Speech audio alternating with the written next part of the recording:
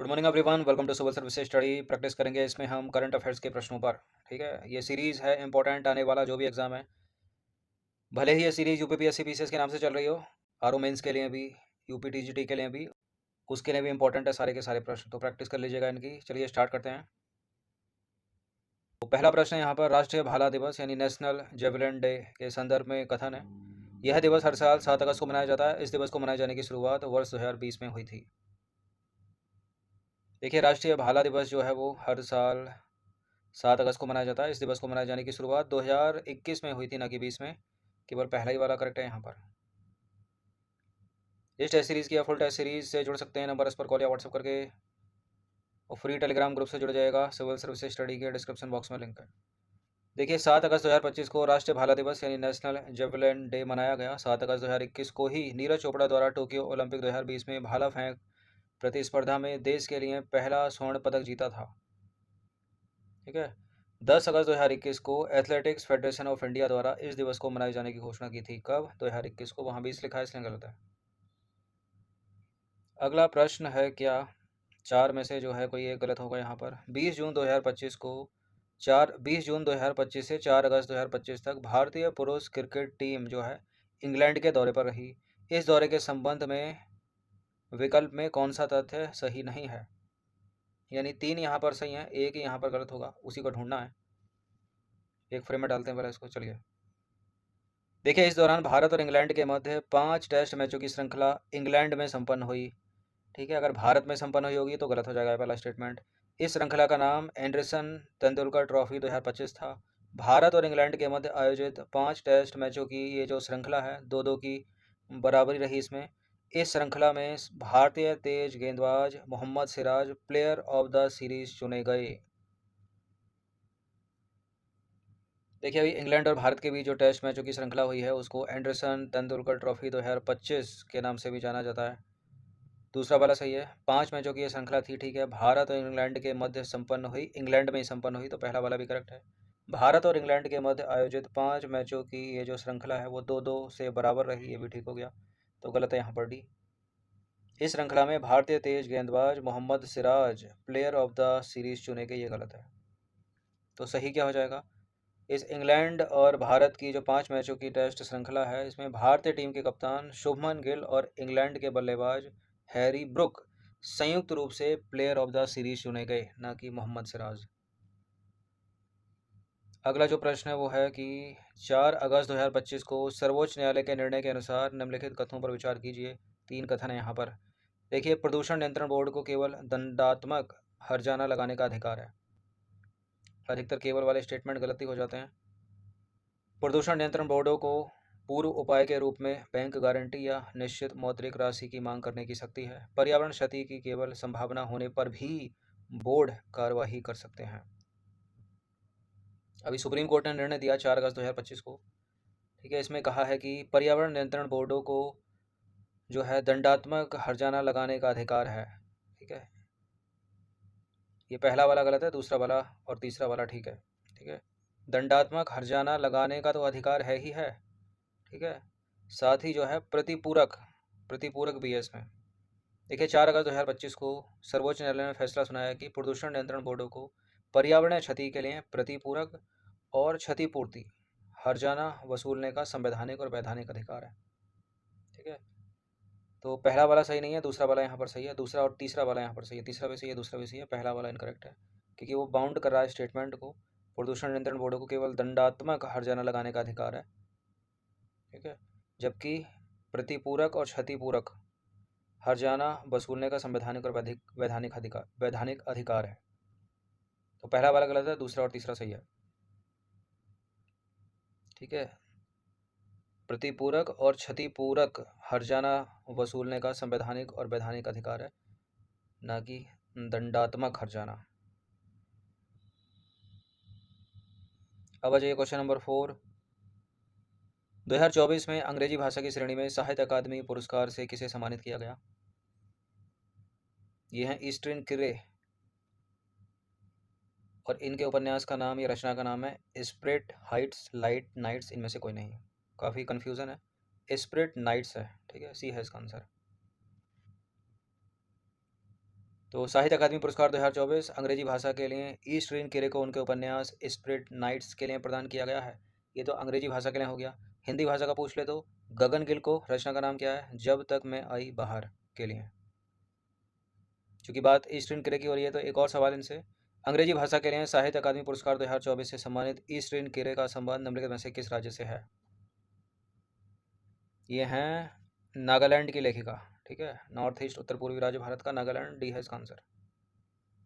देखिए, ईस्टर्न किरे भारत के पूर्वोत्तर राज्य नागालैंड के कोहिमा में पैदा हुई थी। वह एक प्रसिद्ध नागा लेखिका, उपन्यासकार और कवयित्री हैं, जिनका काम अक्सर नागा संस्कृति और पहचान को दर्शाता है। क्वेश्चन नंबर 6 पर आ जाइए। 2025 का स्टॉकहोम वाटर प्राइज किसे मिला है? इन्हीं को मिला है 2025 का Stockholm water prize. Rajendra Singh नहीं है, ये दीपा भास्ती नहीं है, बानू मुश्ताक नहीं है, इनका नाम है गुंटर ब्लोशल। ठीक है, ऑप्शन नंबर बी है इनका, बी है इसका आंसर। तो 2025 का स्टॉकहोम वाटर प्राइज ऑस्ट्रेलियाई जल विज्ञानी हैं ये प्रोफेसर गुंटर ब्लॉशल। ठीक है, और अंग्रेजी में पढ़ा जाएगा गंटर ब्लॉश को प्रदान किया गया। उन्हें वैश्विक स्तर पर बाढ़ जोखिम और जलवायु परिवर्तन के प्रभावों पर उनके अग्रणी शोध के लिए पुरस्कार मिला है। यह है जो प्रतिष्ठित पुरस्कार है, जल विज्ञान, प्रबंधन और संरक्षण के क्षेत्र में उत्कृष्ट उपलब्धियों को सम्मानित करता है और इसे जल पुरस्कार का नोबेल भी कहा जाता है। किसको मिला? गुंटर ब्लोशल, ऑस्ट्रेलियाई जल विज्ञानी हैं ये। भारत में एक व्यक्ति को जल पुरुष कहा जाता है, उनका नाम क्या है? उनका नाम है राजेंद्र सिंह। दो नाम और हैं यहाँ पर ऑप्शंस में, न्यूज़ में है, बानू मुश्ताक और दीपा भास्ती। बानू मुश्ताक जो है पहली कन्नड़ लेखिका हैं जिनको मिला है 2025 का अंतर्राष्ट्रीय बुकर पुरस्कार, जिसका अंग्रेजी में अनुवाद किया है दीपा भास्ती ने। दोनों की दोनों भारतीय हैं ये। अब आ जाइए क्वेश्चन नंबर 7 पर। ग्लोबल लिवेबिलिटी इंडेक्स 2025 में भारत का कौन सा शहर, दुनिया का कौन सा शहर सबसे रहने योग्य शहरों में शीर्ष पर है?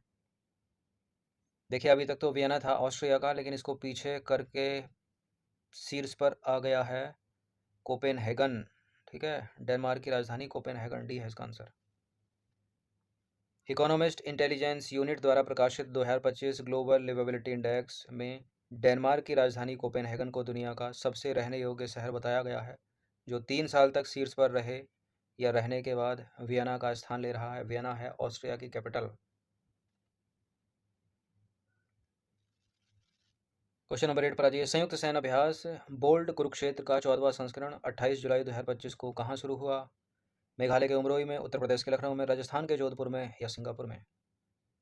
बोल्ड कुरुक्षेत्र का 14वां संस्करण 28 जुलाई 2025 को शुरू हुआ राजस्थान के जोधपुर में, सी है इसका आंसर। देखिए, भारत और सिंगापुर के बीच पहली बात तो ये इंपॉर्टेंट है कि ये बोल्ड कुरुक्षेत्र जो संयुक्त सेना अभ्यास है किन दो देशों के बीच है? तो भारत और सिंगापुर के बीच है। 2025 में 28 जुलाई 2025 को जो संस्करण शुरू हुआ है वो 14वां संस्करण है, राजस्थान के जोधपुर में शुरू हुआ। ठीक है, और भारत और सिंगापुर के बीच ये जो संयुक्त सेना अभ्यास है बोल्ड कुरुक्षेत्र, इसकी शुरुआत कब से हुई थी? वर्ष 2005 से। क्वेश्चन नंबर 9 पर आ जाइए। निम्नलिखित में से कौन से खिलाड़ी विंबलडन 2025 के पुरुष और महिला एकल के विजेता हैं? पुरुष और महिला एकल में कौन कौन विजेता? पहला ऑप्शन है नोवाक जोकोविच और वीनस विलियम्स, दूसरा राफेल नडाल, मारिया शारापोवा, तीसरा कार्लोस अलकराज और अमांडा अनीसीमोवा, और डी में है जेनिक सिनर और इगा स्वेतेक। देखिए, ये जो बंदा है इनका नाम है जेनिक सिनर। इन्होंने जीता है विंबलडन 2025। विंबलडन जो कि एक टेनिस टूर्नामेंट है, 4 ग्रैंड स्लैम होते हैं साल में। सबसे पहला ऑस्ट्रेलियन ओपन, उसके बाद होता है फ्रेंच, और तीसरा होता है यूएस, चौथा होता है विंबलडन। और ये जो महिला हैं जिन्होंने जीता है महिला एकल में, ये हैं इगा स्वेतेक। ठीक है, जेनिक सिनर ने किसको हराया? कार्लोस अलकराज को हराया है, और इगा स्वेतेक ने अमांडा अनीसीमोवा को हराया है। तो ये दोनों सी में उपविजेता हैं, लेकिन यहाँ विजेता पूछा तो विजेता कौन है? जेनिक सिनर और इगा स्वेतेक। तो इसका आंसर हो जाएगा डी।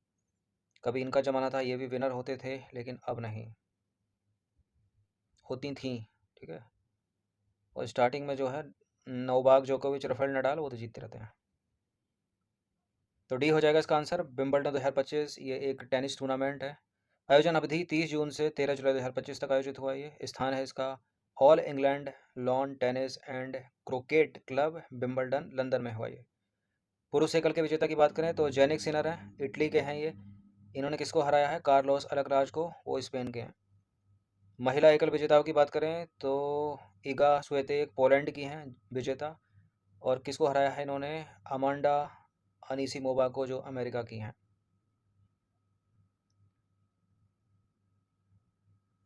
देखिए वो क्रम इस तरह से चलता है, ऑस्ट्रेलियन, ठीक है, ऑस्ट्रेलियन, फ्रेंच और विंबलडन, उसके बाद है यूएस। तो तीसरा है ये, इसके बाद होगा यूएस। 10वां प्रश्न है, साहित्य के लिए 2024 का नोबेल पुरस्कार दिया गया साहस और नैदानिक तीक्ष्णता के लिए, ऐतिहासिक आघातों से संबंधित गहन काव्यात्मक गद्य के लिए। ठीक है, हांगकांग को मिला है, बी है इसका आंसर। लेखक के अभिनय, नाटक और गद्य के लिए नहीं। ठीक है, उपनिवेशवाद के प्रभावों और संस्कृति एवं महाद्वीपों के बीच की खाई में शरणार्थियों के भाग्य पर लेखक की अडिग और करुणामयी अंतर्दृष्टि के लिए। ये पुराने हैं, ठीक है, कोई 22 का है इसमें, कोई 23 का है, कोई 21 का है, लेकिन अपने को 24 का जो है ऐतिहासिक आघातों से संबंधित गहन काव्यात्मक गद्य के लिए भी है इसका आंसर। तो साहित्य का नोबेल पुरस्कार 2024 हांगकांग को मिला है, दक्षिण कोरियाई लेखिका हैं ये, और ऐतिहासिक आघातों से संबंधित गहन काव्यात्मक गद्य के लिए दिया गया है। क्वेश्चन नंबर 11 पर आ जाइए। राष्ट्रपति द्रौपदी मुर्मू ने राष्ट्रपति भवन में 139 ब्रिटिश व्यक्तियों को पद्म पुरस्कार 2025 प्रदान किए। इनमें बिहार की कितनी हस्तियों को पद्म पुरस्कार से सम्मानित किया गया? ये प्रश्न तो बीपीएससी स्पेशल हो गया और ये जरूर पूछा जाएगा, याद रखना इसको। इस बार जो 139 पद्म पुरस्कार राष्ट्रपति द्रौपदी मुर्मू ने राष्ट्रपति भवन में जो प्रदान किए, उनमें से 7 लोग बिहार के हैं, 7 बिहार की हस्तियां हैं, और इन 7 में से वो एक नाम है जिसको पद्म विभूषण मिला है। पद्म पुरस्कार की श्रेणी में शीर्ष जो पुरस्कार वो मिला है 7 में से एक व्यक्ति को। ठीक है, तो उसका नाम पहले इंपॉर्टेंट है। फिलहाल तो यहाँ 7 सही हो जाएगा, यानी डी सही हो जाएगा। देखिए, राष्ट्रपति द्रौपदी मुर्मू ने राष्ट्रपति भवन में टोटल, याद रखिएगा, 139 विशिष्ट व्यक्तियों को पद्म पुरस्कार 2025 प्रदान किए। इनमें बिहार की कितनी हस्तियाँ? 7 हस्तियों को पद्म पुरस्कार से सम्मानित किया गया। बिहार के पद्म पुरस्कार विजेता को एक बार देख लें तो नाम है, पुरस्कार है, क्षेत्र है, वो नाम इंपॉर्टेंट, डॉक्टर शारदा सिन्हा का नाम याद रखिएगा। इनको पद्म विभूषण से सम्मानित किया गया है और ये कला के क्षेत्र से सम्मानित है और मरणोपरांत मिला है। दूसरे सुशील कुमार मोदी, पद्म भूषण मिला है इनको, दूसरे दर्जे का पद्म पुरस्कार, इनको भी मरणोपरांत मिला है सार्वजनिक मामले के लिए। तीसरे हैं किशोर कुणाल, पद्मश्री मिला है इनको मरणोपरांत सिविल सेवा के लिए। अब ये 2 प्रश्न यहाँ इंपॉर्टेंट हो जाते हैं कि 139 में से कितने बिहार की हस्तियाँ? तो 7 हैं। अब इन 7 में से कितने मरणोपरांत? दूसरा प्रश्न निकलता है, तो 3 मरणोपरांत है। ठीक है, इन 7 में से कितने व्यक्ति ऐसे जिनको पद्म विभूषण मिला है, जो कि पद्म पुरस्कार में शीर्ष पुरस्कार है? तो एक ही व्यक्ति है, डॉक्टर शारदा सिन्हा। ठीक है, कला के क्षेत्र से संबंधित है। तो ये 3 मेन प्रश्न बनेंगे, तो इसमें से बन जाएगा। चौथा नाम भीम सिंह मावेश, पद्मश्री मिला है इनको सार्वजनिक कार्य के लिए। और क्या है, अधिकतर सारे पद्मश्री वाले ही हैं। बाकी 5 लोग, हेमंत कुमार को पद्मश्री मिला चिकित्सा के लिए, निर्मला देवी को पद्मश्री मिला कला के क्षेत्र में, और विजय नित्यानंद सूरेश्वर जी महाराज, उनको भी पद्मश्री मिला है। ठीक है, अध्यात्मवाद के लिए, ये अदर की कैटेगरी में डाला गया है। 12वां प्रश्न है, पद्म पुरस्कार से संबंधित सही कथन की पहचान कीजिए। देखिए, पद्म पुरस्कारों की स्थापना 1955 में की गई थी। इन्हें प्रतिवर्ष स्वतंत्रता दिवस की पूर्व संध्या पर घोषित किया जाता है। गृह मंत्री द्वारा प्रतिवर्ष पद्म पुरस्कार समिति का गठन किया जाता है। पद्म पुरस्कार किसे दिया जाए, किसे नहीं, इसके लिए एक कमेटी गठित होती है, और वो जो समिति को गठित करता है वो गृह मंत्री नहीं होते हैं, वो प्रधानमंत्री होते हैं। तो गलत है ये वाला, तीसरा वाला। तो जहाँ जहाँ 30 है वो हो नहीं सकता, जहाँ जहाँ 3 है वो हो नहीं सकता। इन्हें पद्म पुरस्कारों को प्रतिवर्ष स्वतंत्रता दिवस नहीं बल्कि गणतंत्र दिवस की पूर्व संध्या पर घोषित किया जाता है। गलत है ये भी। पद्म पुरस्कारों की स्थापना 1955 में नहीं बल्कि 1954 में हुई थी। तो कोई भी सही नहीं है इसमें, तीनों के तीनों कट जाते हैं, तो आंसर अपना हो जाएगा ऑप्शन नंबर डी, उपरोक्त में से कोई भी नहीं। देखिए, पद्म पुरस्कार भारत के सर्वोच्च नागरिक सम्मानों में से एक हैं, जिनकी स्थापना हुई थी 1954 में। भारत का सर्वोच्च नागरिक सम्मान कौन सा है? भारत रत्न। इन्हें प्रतिवर्ष गणतंत्र दिवस की पूर्व संध्या पर घोषित किया जाता है और भारत के राष्ट्रपति द्वारा प्रदान किया जाता है। यह पुरस्कार 3 श्रेणियों में दिए जाते हैं। कौन कौन सी है वो 3 श्रेणियाँ? पद्म विभूषण सबसे बड़ी, उससे छोटी पद्म भूषण, और तीसरी है पद्मश्री। पद्मश्री किसी भी क्षेत्र में विशिष्ट सेवा के लिए, पद्म भूषण उच्च कोटि की विशिष्ट सेवा के लिए, और पद्म विभूषण टॉप की असाधारण एवं विशिष्ट सेवा के लिए। चयन एवं नामांकन प्रक्रिया पर आ जाइए। तो पद्म पुरस्कारों के लिए नामांकन सार्वजनिक रूप से खोले जाते हैं और स्वयं नामांकन यानी सेल्फ नॉमिनेशन भी मान्य है। प्रधानमंत्री द्वारा प्रतिवर्ष गठित की जाने वाली पद्म पुरस्कार समिति सभी नामांकनों का मूल्यांकन करती है, तो वहाँ गृह मंत्री था इसलिए गलत है। और इस समिति की अध्यक्षता कौन करता है? कैबिनेट सचिव करते हैं, तथा इसमें गृह सचिव, राष्ट्रपति सचिवालय के सचिव और 4 से 6 प्रतिष्ठित व्यक्ति शामिल होते हैं, तो ये भी याद रखिएगा। 13वां प्रश्न है, चिकित्सा या मेडिसिन या फिजियोलॉजी के नोबेल पुरस्कार 2024 के विजेता विक्टर एम्ब्रोज और गैरी रुकवन का संबंध निम्नलिखित में से किस देश से है? ये हैं गैरी रुकवन और ये हैं विक्टर एम्ब्रोज। इन दोनों का संबंध यूएसए से है। ठीक है, ऑप्शन नंबर बी है इसका आंसर। देखिए, चिकित्सा का नोबेल पुरस्कार 2024, चिकित्सा कह लीजिए या फिर फिजियोलॉजी कह लीजिए या मेडिसिन कह लीजिए, विक्टर एम्ब्रोज और गैरी रुकवन दोनों यूएसए के हैं, ये अमेरिकी हैं। क्या किया इन्होंने? माइक्रो आरएनए की खोज और जीन विनिमय में इनकी भूमिका के लिए मिला है चिकित्सा का नोबेल पुरस्कार 2024। नंबर 14 पर आ जाइए, निम्नलिखित में से कौन अंतर्राष्ट्रीय बुकर पुरस्कार 2025 के लेखक और अनुवादक हैं? लेखक या लेखिका और अनुवादक हैं। जेनी एर्पेनबेक और माइकल हॉफमैन को तो 2024 के लिए मिला था, कैरोस उपन्यास का नाम है। बानू मुश्ताक और दीपा भारती 2025 के लिए मिला है, उपन्यास का नाम है हार्ट लैम्प। ठीक है, जॉर्जी गोस्पोर्डिनोव और एंजेला रोडेल को 2023 वाले हैं, और गीतांजलि श्री और डेजी रॉकवेल ये 2022 वाले हैं। देखिए, पुरस्कार का प्रकार अंतर्राष्ट्रीय बुकर पुरस्कार 2025, लेखक का नाम बानू मुश्ताक, मतलब लेखिका हैं, ये महिला हैं, और पुस्तक है इनकी हार्ट लैम्प। ठीक है, और मूल भाषा है इसकी कन्नड़ में है। ये अनुवाद किया है दीपा भारती ने। पुरस्कार की घोषणा की गई 20 मई 2025 को। पुरस्कार की खासियत क्या है? यह पुरस्कार जीतने वाली पहली कन्नड़ कृति और पहला लघु कहानी संग्रह है। कुछ एडिशनल है यहाँ पर, मतलब जो दूसरे विकल्प थे। अंतर्राष्ट्रीय बुकर पुरस्कार 2024 जो मिला वो जर्मन लेखिका जेनी एर्पेनबेक को उनके उपन्यास कैरोस के लिए दिया गया था, जिसका अंग्रेजी में अनुवाद किया था माइकल हॉफमैन ने। और बल्गेरियाई लेखक जॉर्जी गोस्पोर्डिनोव और अनुवादक एंजेला रोडेल को उपन्यास टाइम शेल्टर के लिए अंतर्राष्ट्रीय बुकर पुरस्कार 2023 से सम्मानित किया गया था। ठीक है, बल्गेरिया में किसी पुस्तक के लिए यह पहली बार था। और 2022 का भी जो पहले ऑप्शन में था, गीतांजलि श्री द्वारा लिखित और डेजी रॉकवेल द्वारा अनुवादित टॉम्ब ऑफ सैंड को 2022 का अंतर्राष्ट्रीय बुकर पुरस्कार दिया गया था। 15वां प्रश्न है, अप्रैल 2025 में बिम्स्टेक कृषि मंत्रियों की तीसरी बैठक 2025 कहाँ आयोजित हुई? भारत में, नेपाल में, थाईलैंड में या फिर बांग्लादेश में? ये हुई है, ये हुई है, कहाँ हुई है, कहाँ हुई है? ये हुई है नेपाल के काठमांडू में, ऑप्शन नंबर बी है इसका आंसर। देखिए, 8 से 9 अप्रैल 2025 को बिम्स्टेक कृषि मंत्रियों की तीसरी बैठक नेपाल के काठमांडू में आयोजित हुई। इसमें भारत, बांग्लादेश, भूटान, नेपाल, म्यांमार, श्रीलंका और थाईलैंड के कृषि मंत्रियों की भागीदारी हुई। केंद्रीय कृषि एवं किसान कल्याण व ग्रामीण विकास मंत्री नाम है शिवराज सिंह चौहान ने इस बैठक में भारतीय प्रतिनिधित्व मंडल का नेतृत्व किया। चलिए, क्वेश्चन नंबर 16 पर आ जाइए। 22 मार्च 2025 को वैश्विक आतंकवाद सूचकांक यानी ग्लोबल टेररिज्म इंडेक्स किसके द्वारा जारी किया गया? विश्व आर्थिक मंच नहीं है, एमनेस्टी इंटरनेशनल नहीं है, संयुक्त राष्ट्र विकास कार्यक्रम नहीं है, इसका आंसर है institute for economics and peace, IEP है इसका आंसर। देखिए, 22 मार्च 2025 को institute for economics and peace द्वारा वैश्विक आतंकवाद सूचकांक अंग्रेजी में ग्लोबल टेररिज्म इंडेक्स 2025 जारी किया गया। यह जो है इस सूचकांक का 12वां संस्करण था 2025 में। कुल शामिल देश कितने हैं इसमें? 163 देश। ठीक है, अच्छा, सूचकांक में अगर स्कोर 0 है तो इसका मतलब है सबसे कम भ्रष्ट है, सबसे कम आतंकवाद। और अगर स्कोर बढ़ता जाएगा, 10 हो जाएगा, तो सबसे अधिक आतंकवाद से प्रभावित होगा वो देश। आतंकवाद से सबसे प्रभावित 3 देश और उनका स्कोर देखें तो बुर्किना फासो सर्वाधिक है, 8.581 का स्कोर है इसका। दूसरे पर पाकिस्तान है, तीसरे पर सीरिया है।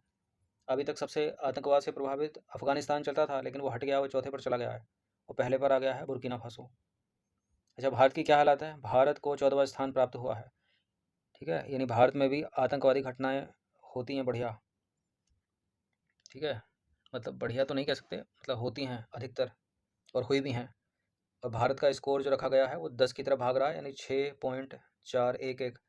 ठीक है, शर्मनाक घटनाएं हैं लेकिन काफ़ी घटित हुई पिछले कुछ समय में भारत में। हाल ही में पुलवामा हुआ। 17वां प्रश्न क्या कहता है? मार्च 2025 में जारी आर्थिक स्वतंत्रता सूचकांक 2025 से संबंधित निम्नलिखित कथनों पर विचार करेंगे। ठीक है, आर्थिक स्वतंत्रता सूचकांक 2025, इस सूचकांक में डेनमार्क को शीर्ष स्थान प्राप्त हुआ है, भारत को 128वां स्थान प्राप्त हुआ है। देखिए, आर्थिक स्वतंत्रता सूचकांक 2025 में जो शीर्ष देश है वो डेनमार्क नहीं है, वो है सिंगापुर। भारत को 128वां स्थान प्राप्त हुआ है, दूसरा सही है केवल। तो मार्च 2025 में अमेरिकी think tank the heritage foundation के द्वारा आर्थिक स्वतंत्रता सूचकांक यानी इकोनॉमिक फ्रीडम इंडेक्स 2025 जारी किया गया। इस सूचकांक में कुल 184 देशों को रैंकिंग प्रदान की गई। इस सूचकांक में सिंगापुर शीर्ष स्थान पर, भारत इस सूचकांक में 128वें स्थान पर। भारत का स्कोर पूछ ले तो 53 है। 18 प्रश्न है, वित्त वर्ष 2025-26 के लिए उत्तर प्रदेश का कुल बजट कितना है? कितना है? ऑप्शन नंबर बी, ठीक है, 8,08,736 करोड़ रुपए। देखिए, उत्तर प्रदेश सरकार ने 20 फरवरी 2025 को वित्त वर्ष 2025-26 के लिए 8,08,736 करोड़ रुपए का बजट विधानसभा में पेश किया। ये जो बजट है ना, वो 24-25 के बजट की तुलना में कितने प्रतिशत अधिक है? 9.8% अधिक है। 19वां प्रश्न है, अप्रैल 2025 में अंतर संसदीय संघ की 150वीं सभा 2025 कहाँ आयोजित हुई? कहाँ हुई? ये हुई है उज्बेकिस्तान की राजधानी ताशकंद में। 4 से 5 अप्रैल 2025 को अंतर संसदीय संघ की 150वीं सभा ताशकंद के उज्बेकिस्तान में हुई, उज्बेकिस्तान के ताशकंद में हुई, और लोकसभा अध्यक्ष ओम बिरला ने इस कार्यक्रम में भाग लिया। भारत की तरफ से प्रतिनिधित्व किया अंतर संसदीय संघ का उज्बेकिस्तान जाकर। 20वां प्रश्न है, उत्तर प्रदेश ने वित्त वर्ष 2025-26 के बजट में सूक्ष्म लघु एवं मध्यम उद्यम के लिए कितनी धनराशि आवंटित की है? 500 करोड़ रुपए, 900 करोड़ रुपए, 700 करोड़ रुपये, 1000 करोड़ रुपए। इसका आंसर ऑप्शन नंबर है 1000 करोड़ रुपए।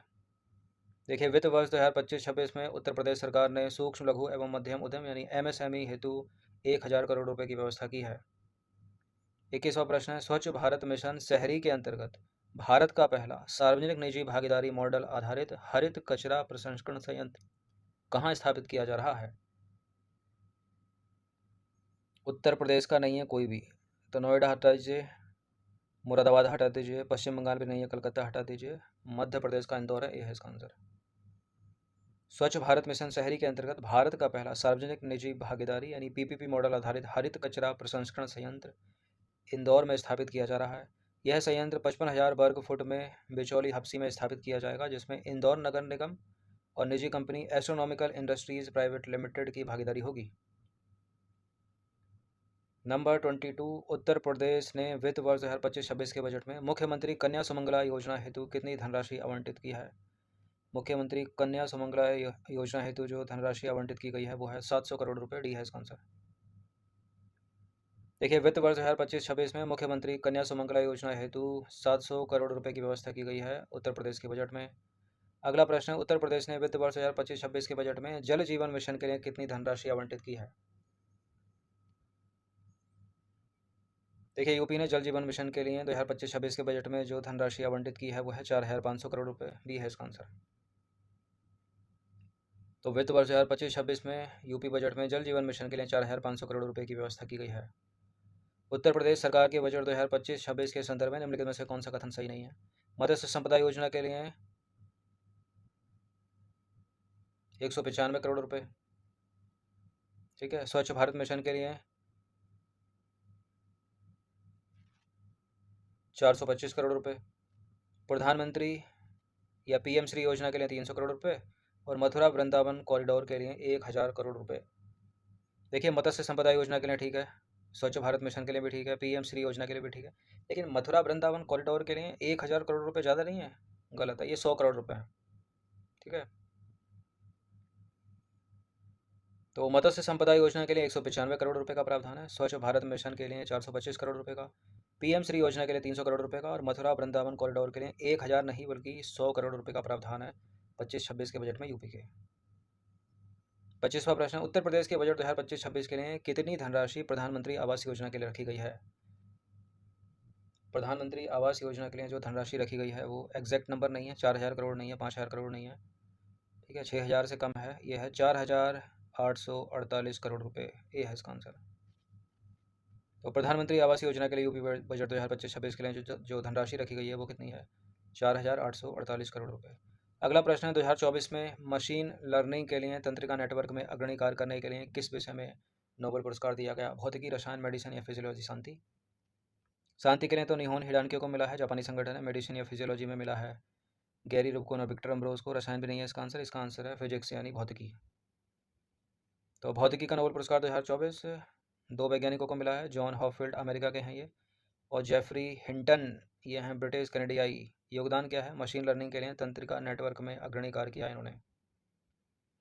अगला प्रश्न है 27वां प्रश्न है 31 दिसंबर 2024 से 13 जनवरी 2025 तक सूर्य किरण अभ्यास का 18वां संस्करण कहाँ आयोजित किया गया? उत्तराखंड में नहीं हुआ है, तो रानीखेत को भी हटा दीजिए, पिथौरागढ़ को भी हटा दीजिए, राजस्थान में भारत में हुआ ही नहीं है, तो जोधपुर को भी हटा दीजिए। ये हुआ है नेपाल के सलझंडी में। बी है इसका आंसर। देखिए सूर्य किरण, पहली बात तो ये इंपॉर्टेंट है, जो सूर्य किरण संयुक्त सैन्य अभ्यास है वो किन दो देशों के बीच है? भारत और नेपाल के बीच है। 18वां संस्करण था इस बार। नेपाल के सलझंडी में 31 दिसंबर 2024 से 13 जनवरी 2025 तक आयोजित किया गया ये, ठीक है। और यह वार्षिक संयुक्त प्रशिक्षण अभ्यास दोनों देशों की सेनाओं के बीच आपसी समन्वय और अंतर संचालन क्षमता को बढ़ाने पर केंद्रित है। 28वां प्रश्न है नोमैडिक एलिफेंट को बहुत पूछते हैं एग्जाम्स में। 2025 संयुक्त सैन्य अभ्यास किन दो देशों के बीच आयोजित किया जा रहा है? तो भारत मंगोलिया का है ये, सी है इसका आंसर। देखिए नोमैडिक एलिफेंट 2025 यह अभ्यास 31 मई से 13 जून 2025 तक मंगोलिया की राजधानी उलान बटोर में आयोजित किया गया। यह एक वार्षिक द्विपक्षीय अभ्यास है जो भारत और मंगोलिया में बारी बारी से आयोजित होता है। पिछला संस्करण हुआ था इसका जुलाई 2024 में भारत में मेघालय के उमरोई में, और इस बार हुआ है मंगोलिया के उलान बटोर में। यह जो अभ्यास है वो भारत और मंगोलिया के बीच क्षेत्रीय सुरक्षा, शांति और स्थिरता के प्रति साझा प्रतिबद्धता को रेखांकित करता है। 29वां प्रश्न है निम्नलिखित में से कौन सा वैज्ञानिक रसायन विज्ञान नोबेल पुरस्कार 2024 से सम्मानित नहीं हुआ था? डेविड बेकर, ठीक है, डेमिस हस्बेस और ये हैं जॉन जंपर। तो जो नहीं हुआ वो है लुइस ई ब्रूस, ये 2023 में सम्मानित हुए थे। देखिए रसायन विज्ञान 2024 से सम्मानित वो तीन वैज्ञानिक डेविड बेकर अमेरिका के, डेमिस हस्बेस अमेरिका और जॉन जंपर ये हैं ब्रिटिश अमेरिकी। योगदान क्या है इनका? कंप्यूटेशनल प्रोटीन डिज़ाइन और एआई आधारित प्रोटीन संरचना भविष्यवाणी के लिए।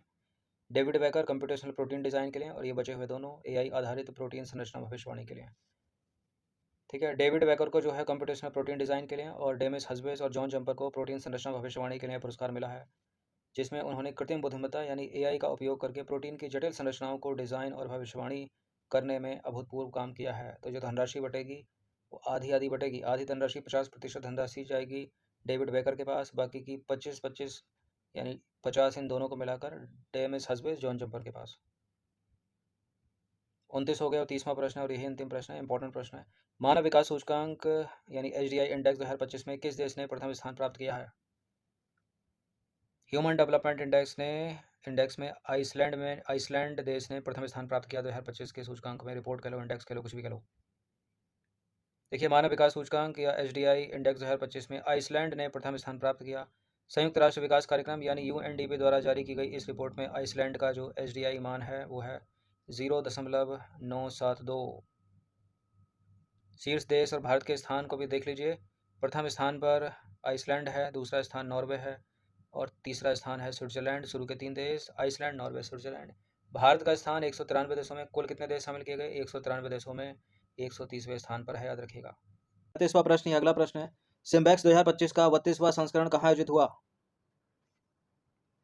सिम्बैक्स एक संयुक्त सैन्य अभ्यास है भारत और सिंगापुर के बीच में, तो इसका 32वां संस्करण 2025 आयोजित हुआ है सिंगापुर में। ये है इसका आंसर। देखिए नंबर इस पर कॉल या व्हाट्सअप करके आप फुल टेस्ट सीरीज से जुड़ सकते हैं, जो मिलेगी आपको पे टेलीग्राम ग्रुप में। 1 टाइम पेमेंट है, बहुत छोटा सा अमाउंट है पूरे साल के लिए। तो सिम्बैक्स 2025 जो है भारत और सिंगापुर, ठीक है, भारत और सिंगापुर गणराज्य नौसेना के बीच एक समुद्री द्विपक्षीय अभ्यास है। 2025 में जो संस्करण हुआ वो 32वां संस्करण हुआ। और कब से कब तक हुआ है? 28 जुलाई से 1 अगस्त 2025 तक हुआ, यानी इसी महीने की 1 तारीख को खत्म हुआ है ये। और कहाँ आयोजित हुआ? सिंगापुर में। और इसमें INS सतपुड़ा ने भारतीय नौसेना का प्रतिनिधित्व किया। क्वेश्चन नंबर 2 पर आ जाइए। मानव विकास सूचकांक यानी HDI या ह्यूमन डेवलपमेंट इंडेक्स 2025 में भारत का 193 देशों में कौन सा स्थान है? मानव विकास सूचकांक 2025 में भारत 193 देशों में है 130वें स्थान पर। बी है इसका आंसर। देखिए मानव विकास सूचकांक 2025 में भारत 193 देशों में 130वें स्थान पर है। और भारत का जो HDI स्कोर है वो कितना है? 0.685। और मानव विकास श्रेणी की देखें तो मध्यम श्रेणी में है। अलग से ABCD करके इस पर प्रश्न बना लेगा कि भारत कौन सी श्रेणी में HDI इंडेक्स 2025 में, तो मध्यम श्रेणी में है।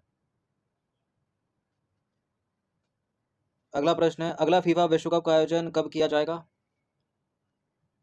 अगला जो फीफा विश्व कप होगा 2026 में होगा, अगले ही साल होगा। कॉन्टिनेंट का नाम है नॉर्थ अमेरिका में। देखिए फीफा वर्ल्ड कप 2026 का आयोजन संयुक्त राज्य अमेरिका, कनाडा और मैक्सिको में संयुक्त रूप से किया जाएगा। अगर महाद्वीप पूछ रहे तो उत्तरी अमेरिका।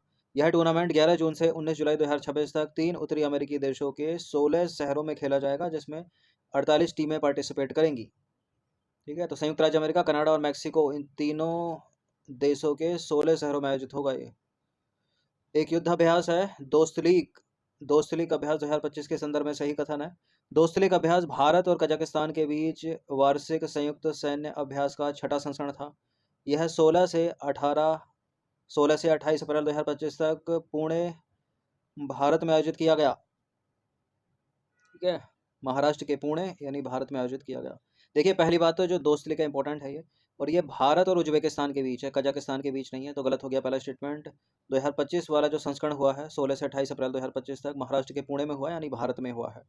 तो केवल दूसरा वाला ही सही हो जाएगा यहाँ पर, पहला है गलत। तो दोस्त लीग अभ्यास 2025 ये जो है भारत और उज्बेकिस्तान के बीच संयुक्त सैन्य अभ्यास है। 6ठा संस्करण था 2025 में। और स्थान जो जहाँ ये हुआ वो हुआ विदेशी प्रशिक्षण नोड ओंध, पुणे में, महाराष्ट्र में, भारत में। और अवधि 16 से 28 अप्रैल 2025 तक। 35वां प्रश्न है, सरस्वती सम्मान 2024 के लिए निम्नलिखित में से किस संस्कृत विद्वान को चुना गया? प्रेमानंद जी महाराज, राम भद्राचार्य, महामहोपाध्याय, साधु भद्रेश दास। देखिए इसका आंसर ऑप्शन नंबर ए, महामहोपाध्याय साधु भद्रेश दास जी को चुना गया है सरस्वती सम्मान 2024 के लिए। ठीक है, संस्कृत विद्वान है ये। सरस्वती सम्मान 2024 के बिरला फाउंडेशन के द्वारा दिया जाता है। 34वां है ये, 34वां सरस्वती सम्मान 2024। संस्कृत विद्वान महामहोपाध्याय साधु भद्रेश दास जी। तो भाषा है संस्कृत और इनकी रचना का नाम है स्वामी नारायण सिद्धांत सुधा, याद रखिएगा। और के बिरला फाउंडेशन के द्वारा दिया जाता है ये सरस्वती सम्मान, व्यास सम्मान और बिहारी पुरस्कार भी। चलिए 36वां प्रश्न क्या है, निम्नलिखित को सही सुमेलित करेंगे। ये हैं सूची 1 में पुरस्कार, सूची 2 में पुरस्कार राशि। सरस्वती सम्मान, घनश्याम दास बिड़ला पुरस्कार, व्यास सम्मान, बिहारी पुरस्कार। किसी में 15 लाख है, किसी में 4 लाख है, किसी में 2.5 लाख, किसी में 1.5 लाख। देखिए जो 15 लाख रुपए की धनराशि दी जाती है वो दी जाती है सरस्वती सम्मान में, तो ए का हो गया 3। व्यास सम्मान में 4 लाख रुपए की धनराशि, घनश्याम दास बिड़ला में 1.5 लाख रुपए पुरस्कार के तौर पर दिए जाते हैं, और बिहारी पुरस्कार जो है उसमें 2.5 लाख रुपए। तो ए का हो गया 3 और बी का हो गया 4। ए का हो गया 3, बी का हो गया 4 और सी का हो गया 1। ए का हो गया 3, बी का हो गया 4, एक से एलिमिनेट हो गया वैसे तो ये। ठीक है, और डी का हो गया 2। 3 4 1 2। देखिए के बिरला फाउंडेशन द्वारा प्रदान किए जाने वाले जो पुरस्कार हैं वो हैं सरस्वती सम्मान 15 लाख रुपए दिए जाते हैं इसमें, व्यास सम्मान में 4 लाख रुपए दिए जाते हैं, बिहारी पुरस्कार में 2.5 लाख रुपए। ठीक है, और शंकर पुरस्कार एक, उसमें 1.5 लाख रुपए, और घनश्याम दास बिड़ला में भी 1.5 लाख रुपए, और एक है बाजपति पुरस्कार, उसमें 1 लाख रुपए। 37वां प्रश्न है, सरस्वती सम्मान और व्यास सम्मान प्रदान करने वाले के बिरला फाउंडेशन की स्थापना कब की गई थी? ये की गई थी 1991 में, ऑप्शन नंबर सी है इसका आंसर। देखिए के बिरला फाउंडेशन की स्थापना वर्ष 1991 में प्रसिद्ध उद्योगपति कृष्ण कुमार बिड़ला द्वारा की गई थी। इसका उद्देश्य भारतीय साहित्य को बढ़ावा देना है। अगला जो प्रश्न है 39वां प्रश्न है, सामंथा हार्वे को 2024 में कौन सा पुरस्कार दिया गया? गणित का नोबेल कहा जाने वाला एबल पुरस्कार नहीं, बुकर पुरस्कार 2024 दिया गया। ठीक है, तो इसका आंसर हो जाएगा ऑप्शन नंबर बी। साहित्य का नोबेल पुरस्कार तो हांगकांग को दिया है, हांगकांग। देखिए 2024 का जो बुकर पुरस्कार है वो सामंथा हार्वे को उनके उपन्यास, इंपॉर्टेंट है उपन्यास का नाम, ऑर्बिटल के लिए दिया गया है। और यह पुरस्कार जीतने वाली पहली अंतरिक्ष आधारित पुस्तक है ये जो ऑर्बिटल है। वर्ल्ड प्रेस फ्रीडम इंडेक्स 2025 में भारत का स्थान है, या हिंदी में विश्व प्रेस स्वतंत्रता सूचकांक 2025 में भारत का स्थान 151वां। ठीक है, 2024 में था 159वां। कुल शामिल देश कितने हैं? 180 देश। देखिए पेरिस स्थित इंटरनेशनल एनजीओ है, उसका नाम है रिपोर्टर्स विदाउट बॉर्डर्स। इसने वर्ल्ड प्रेस फ्रीडम इंडेक्स 2025 जारी किया है। इस इंडेक्स में भारत को 180 देशों में 151वीं रैंकिंग मिली है। पिछले वर्ष भारत की रैंकिंग थी 159वीं। देखिए भारत की रैंकिंग में थोड़ा सुधार हुआ है। इस वृद्धि के बावजूद भारत 32.96 के कुल स्कोर के साथ निचले स्तर पर ही बना हुआ है। इस टेस्ट सीरीज की फुल टेस्ट सीरीज से जुड़ सकते हैं, नंबर इस पर कॉल या व्हाट्सएप करके। अगला प्रश्न है, निम्नलिखित में से कौन सा पुरस्कार नॉर्वे के राजा द्वारा प्रस्तुत किया जाता है और इसे अक्सर गणित के नोबेल के रूप में जाना जाता है? तो ऊपर था, एबल पुरस्कार है ये, बी है इसका आंसर। देखिए, एबल पुरस्कार नॉर्वे के राजा द्वारा प्रस्तुत किया जाता है और इसे अक्सर गणित के नोबेल के रूप में जाना जाता है। एबल पुरस्कार 1 जनवरी 2002 को स्थापित किया गया था। इसका उद्देश्य है गणित के क्षेत्र में उत्कृष्ट वैज्ञानिक कार्य के लिए एबल पुरस्कार प्रदान करना। 42वां प्रश्न है, 34वां व्यास सम्मान 2024 किस उपन्यास के लिए दिया गया? वीरों का कैसा हो बसंत, जब तक मैं आई बाहर, कौन देश को वाशी, वेणु की डायरी, कितनी नावों में कितनी बार। 34वां जो व्यास सम्मान 2024 है वो दिया गया है कौन देश को वाशी, वेणु की डायरी। ऑप्शन नंबर सी है इसका आंसर। और लेखिका का नाम है सूर्यबाला। ठीक है, व्यास सम्मान 2024 है ये 34वां व्यास सम्मान। हिंदी लेखिका सूर्यबाला को उनके उपन्यास कौन देश को वाशी, वेणु की डायरी के लिए दिया गया है। यह सम्मान के बिरला फाउंडेशन द्वारा दिया जाता है और इसमें 4 लाख रुपए का नगद पुरस्कार, एक प्रशस्ति पत्र और एक स्मृति चिन्ह दिया जाता है। 43वां प्रश्न है, निम्नलिखित में से कौन इंदिरा गांधी पीस प्राइज 2023 से संबंधित व्यक्ति हैं? 2023 में इंदिरा गांधी पीस प्राइज मिला 2 लोगों को। इन 2 लोगों का नाम है क्या? बानू मुश्ताक और दीपा भास्ती तो हो नहीं सकते क्योंकि ये मेल हैं। बानू मुश्ताक और दीपा भास्ती को मिला है अंतर्राष्ट्रीय बुकर पुरस्कार 2025। यहाँ जो उत्तर हो जाएगा वो हो जाएगा ऑप्शन नंबर बी, डेनियल बारेनबोइम और अली अबू अब्बाद। ठीक है, और विक्टर एम्ब्रोज और गैरी रूबकुन को चिकित्सा का नोबेल पुरस्कार 2024 मिला है। तो इन सबको हटाकर इसका आंसर हो जाएगा ऑप्शन नंबर बी। ठीक है, डेनियल बारेनबोइम और अली अबू अब्बाद को मिला है संयुक्त रूप से इंदिरा गांधी पीस प्राइज 2023 का। देखिए, वर्ष 2023 के लिए शांति, निरस्त्रीकरण और विकास के लिए इंदिरा गांधी पुरस्कार जो है संयुक्त रूप से डेनियल बारेनबोइम और अली अबू अब्बाद को इजराइल फिलिस्तीन संघर्ष के अहिंसक समाधान हेतु इजराइल तथा अरब देशों के युवाओं व लोगों को एक साथ लाने के उनके प्रयासों के लिए प्रदान किया गया था। और भारत की पूर्व प्रधानमंत्री इंदिरा गांधी के सम्मान में इंदिरा गांधी मेमोरियल ट्रस्ट के द्वारा 1986 में प्रत्येक वर्ष शांति, निरस्त्रीकरण और विकास के लिए इंदिरा गांधी पुरस्कार प्रदान किया जाता है। लेकिन एक अपवाद हो गया है, ये यहाँ अपवाद हो गया है कि पिछले 2 वर्षों से यह पुरस्कार किसी भी व्यक्ति और या संस्था को नहीं दिया गया है। 24 में भी नहीं दिया गया और 25 में भी अभी तक नहीं दिया गया है। तो 23 वाला ही याद रखना है अगर पूछ पाछ ले तो एग्जाम्स में किसी में। देखिए, इसमें एक प्रशस्ति पत्र और 25 लाख रुपए का मौद्रिक पुरस्कार दिया जाता है इंदिरा गांधी पीस प्राइज में, या इंदिरा गांधी शांति पुरस्कार कह लीजिए इसको हिंदी में। यह पुरस्कार 3 श्रेणियों में दिया जाता है, शांति में, निरस्त्रीकरण में और विकास में। और नोट यहाँ पर वही है, पिछले 2 वर्षों में यह पुरस्कार किसी भी व्यक्ति या संस्था को नहीं दिया गया है। अपने पास आंकड़े 2023 के हैं तो वही इंपॉर्टेंट है। जब बीपीएससी में पूछ लेते हैं इस तरह के प्रश्नों को। 44वां प्रश्न है, इंद्र 2025 नौसेना अभ्यास के बारे में सही कथन है। अध्यक्ष नहीं है, गलती से प्रिंटिंग मिस्टेक हो गई है, ये अभ्यास है, अभ्यास। ठीक है, इंद्र 2025 नौसैनिक अभ्यास के बारे में सही कथन है। यह बंगाल की खाड़ी में 2 चरणों में संपन्न हुआ। भारत और फ्रांस के बीच नौसेना का अभ्यास है ये, और बंदरगाह चरण इसका 31 मार्च से 2 अप्रैल तक हुआ। देखिए, जो इंद्र है ना, इंद्र वो भारत और रूस के बीच है, फ्रांस के बीच नहीं है। तो गलत हो गया दूसरा वाला स्टेटमेंट। और ये बंगाल की खाड़ी में हो तो हुआ है, 2 चरणों में हुआ है संपन्न। ठीक है, पहला चरण होता है इसका बंदरगाह चरण और दूसरा चरण होता है इसका समुद्री चरण। तो जो इसका समुद्री चरण है वो 31 मार्च से 2 अप्रैल तक हुआ। यहाँ बंदरगाह चरण लिखा है तो ये गलत हो गया। तो जहाँ जहाँ 2 है उसको हटा दीजिए, चूँकि पहला वाला सही है तो डी भी हट जाएगा। एक ही सही होगा यहाँ पर, ए है इसका आंसर। देखिए, इंद्र 2025 नौसेना अभ्यास है ये, यह बंगाल की खाड़ी में 2 चरणों में संपन्न हुआ। ठीक है, और ये भारत और रूस के बीच नौसेना का अभ्यास है। तो 2 चरण कौन से? पहला चरण बंदरगाह चरण वो हुआ 28 से 30 मार्च 2025 तक। दूसरा समुद्री चरण वो हुआ 31 मार्च से 2 अप्रैल तक। ठीक है, तो दूसरा और तीसरा कथन जो है वो सही नहीं है, केवल पहला वाला ही यहाँ पर सही है। चलिए, अब आ जाइए 45वां प्रश्न है, 18वां प्रवासी भारतीय दिवस सम्मेलन का आयोजन कहाँ किया गया? उड़ीसा के भुवनेश्वर में, बी है इसका आंसर। देखिए, 18वें प्रवासी भारतीय दिवस सम्मेलन का आयोजन उड़ीसा द्वारा 8 से 10 जनवरी 2025 तक भुवनेश्वर में किया गया, जिसका विषय क्या था? विकसित भारत में प्रवासी भारतीयों का योगदान। 46वां प्रश्न है, डोनाल्ड ट्रंप की आंखें खुल गई हैं, ठीक है, फट गई हैं देखकर। देखिए, संघाई सहयोग संगठन एससीओ की 25वीं राष्ट्रीय अध्यक्ष परिषद की जो बैठक है 30 से 31 अगस्त 2025 में कहाँ आयोजित हो रही है? ठीक है, डोनाल्ड ट्रंप बोलते हैं ना ये, मिस्टर डोनाल्ड ट्रंप। चलिए,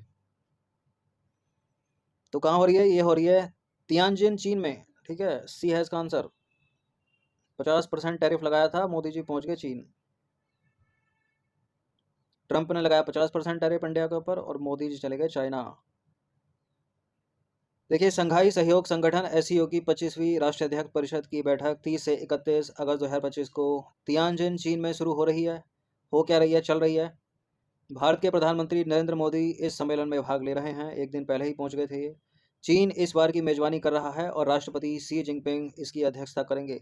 इस बार सम्मेलन का विषय क्या है? संघाई भावना को कायम रखना, एससीओ की गतिशीलता। और चीन ने 2025 को एससीओ सतत विकास वर्ष भी घोषित किया है। 47वां प्रश्न है, विश्व प्रेस स्वतंत्रता सूचकांक या वर्ल्ड प्रेस फ्रीडम इंडेक्स 2025 में विश्व का कौन सा देश शीर्ष स्थान पर है? तो वर्ल्ड प्रेस फ्रीडम इंडेक्स 2025 में नॉर्वे जो है वो प्रथम स्थान पर है, ब्रिटेन 20वां स्थान है और अमेरिका का इसमें 57वां स्थान है और भारत का इसमें 151वां स्थान है। तो वर्ल्ड प्रेस फ्रीडम इंडेक्स में नॉर्वे है प्रथम स्थान पर, ब्रिटेन है इसमें 20वें स्थान पर, अमेरिका 57वां स्थान, भारत का 151वां स्थान। और इस इंडेक्स में दुनिया भर के 180 देशों को शामिल किया गया है। 180 देशों में भारत 151वां, प्रथम नॉर्वे। एक समुद्री अभ्यास है सी ड्रैगन, ठीक है। सी ड्रैगन 2025 या समुद्री ड्रैगन अभ्यास 2025, यह एक बहुपक्षीय पनडुब्बी रोधी अभ्यास है और मार्च 2025 में हिंद महासागर में आयोजित किया गया ये। देखिए, सी ड्रैगन या समुद्री ड्रैगन 2025 बिल्कुल एक बहुपक्षीय पनडुब्बी रोधी अभ्यास है। 4-5 देश है इसमें, भारत भी है इसमें। तो सही है पहला वाला स्टेटमेंट। हिंद महासागर में नहीं, ये पश्चिमी प्रशांत महासागर में आयोजित किया गया मार्च 2025 में। दूसरा वाला गलत है।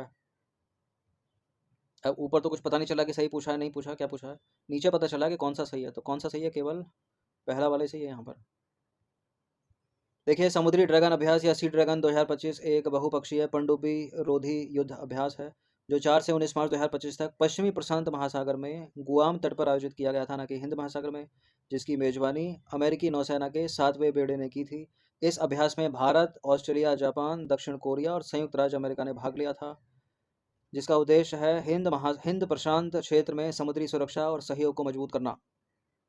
तो कौन कौन से देश हैं सी ड्रैगन में? भारत, ऑस्ट्रेलिया, जापान, दक्षिण कोरिया और संयुक्त राज्य अमेरिका। कितने हो गए? 3, 4, 5। चलिए, 49वां प्रश्न है, वरुण नौसैनिक अभ्यास है एक। ये भी पूछ रहे थे कि वरुण है कैसा? थल सेना का अभ्यास, नौसेना का अभ्यास या फिर वायुसेना का अभ्यास है? तो वरुण एक नौसैनिक अभ्यास है। वरुण नौसैनिक अभ्यास 2025 के संदर्भ में सही कथन है। यह भारत और फ्रांस के बीच आयोजित होता है। इसका आयोजन मार्च 2025 में अरब सागर में किया गया। वरुण भारत और फ्रांस के बीच है, ठीक है। मार्च 2025 में अरब सागर में किया गया। दोनों के दोनों करेक्ट हैं इस बार, ये सी है इसका आंसर। देखिए, वरुण नौसैनिक अभ्यास है, ठीक है, भारत और फ्रांस के बीच में। संस्करण था 2025 में 23वां संस्करण और आयोजित हुआ ये अरब सागर में। कब से कब तक? 19 से 22 मार्च 2025 तक। उद्देश्य क्या? भारत और फ्रांस की नौसेनाओं के बीच अंतर संचालन और समन्वय को बढ़ाना। अंतिम प्रश्न है, एक्वेरिन बड़ा इंपॉर्टेंट है, एग्जाम्स में पूछा जाता है। एक्वेरिन अभ्यास 2025 के संबंध में कौन सा कथन सही है? सीधे सीधे पूछ लेते हैं कि एक्वेरिन जो अभ्यास है वो भारत किस देश के साथ करता है या किन दो देशों के बीच है? तो भारत और मालदीव के बीच है। ये बांग्लादेश लिखा है यहाँ पर, गलत हो गया पहला स्टेटमेंट। एक्वेरिन भारत और मालदीव के बीच आयोजित एक वार्षिक संयुक्त अभ्यास है, संयुक्त सैन्य अभ्यास है। यहाँ बांग्लादेश लिखा है तो गलत हो जाएगा। और इसका 13वां संस्करण फरवरी 2025 में ढाका में नहीं किया गया, मालदीव में ही किया गया। गलत हैं दोनों के दोनों, डी है इसका आंसर। देखो, एक एक्वेरिन अभ्यास 2025 भारत और मालदीव के बीच आयोजित एक वार्षिक संयुक्त सैन्य अभ्यास है। इसका 13वां संस्करण 2 से 15 फरवरी 2025 तक मालदीव में हुआ था। इस अभ्यास का मुख्य उद्देश्य क्या है? उग्रवाद रोधी और आतंकवाद रोधी अभियानों में अंतर संचालन और संयुक्त मानवीय सहायता व आपदा राहत कार्यों में सहयोग बढ़ाना। और 51 नंबर का प्रश्न है, भारत और फ्रांस के बीच होने वाले संयुक्त सैन्य अभ्यासों के संदर्भ में निम्नलिखित में से कौन सा सही है? देखिए, वरुण, शक्ति और गरुण। अब इसमें कौन सा थल सेना अभ्यास, कौन सा वायुसेना, कौन सा नौसेना, मिला दीजिए, या जो मिलान है वो कौन सा सही है इसमें? देखिए, भारत और फ्रांस के बीच जो वरुण है वो नौसैनिक अभ्यास है, ठीक है। शक्ति जो है वो थल सेना का अभ्यास है और गरुण जो है वो वायुसेना का अभ्यास है। तो सही केवल यहाँ पर एक ही है, ए है इसका आंसर। ठीक है, गरुण इतिहास में एक पक्षी का भी नाम था। तो गरुण हवा में उड़ता है तो उसको वायु से, इसलिए इसको ऐसे याद रख सकते हैं। भारत और फ्रांस के बीच संयुक्त सैन्य अभ्यासों में नौसैनिक अभ्यास जो है वो है वरुण। वायुसेनाभ्यास गरुण है, थल सेनाभ्यास या सेनाभ्यास है शक्ति। ठीक है, और ये सभी संयुक्त सेनाभ्यास दोनों देशों के बीच रक्षा सहयोग और अंतर संचालनता को बढ़ावा देते हैं। नंबर 52 है, मानव विकास सूचकांक यानी HDI इंडेक्स 2025 में शीर्ष स्थान पर रहे आइसलैंड का HDI मान है कितना? मानव विकास सूचकांक 2025 में शीर्ष स्थान पर कौन सा देश है? आइसलैंड है, और उसका HDI मान अगर पूछ ले तो 0.972। डी है इसका आंसर। इस टेस्ट सीरीज की आप फुल टेस्ट सीरीज से जुड़ सकते हैं, नंबर है इस पर कॉल या व्हाट्सअप करके। ठीक है, 1 टाइम पेमेंट है एग्जाम तक। देखिए, मानव विकास सूचकांक यानी HDI index, human development index कह लीजिए इसको, या ह्यूमन डेवलपमेंट रिपोर्ट कह लीजिए, 2025 में आइसलैंड ने जो है प्रथम स्थान यानी शीर्ष स्थान प्राप्त किया है। कौन प्रकाशित करता है इस रिपोर्ट को? संयुक्त राष्ट्र विकास कार्यक्रम यानी यूनाइटेड नेशन डेवलपमेंट प्रोग्राम द्वारा जारी की जाती है ये।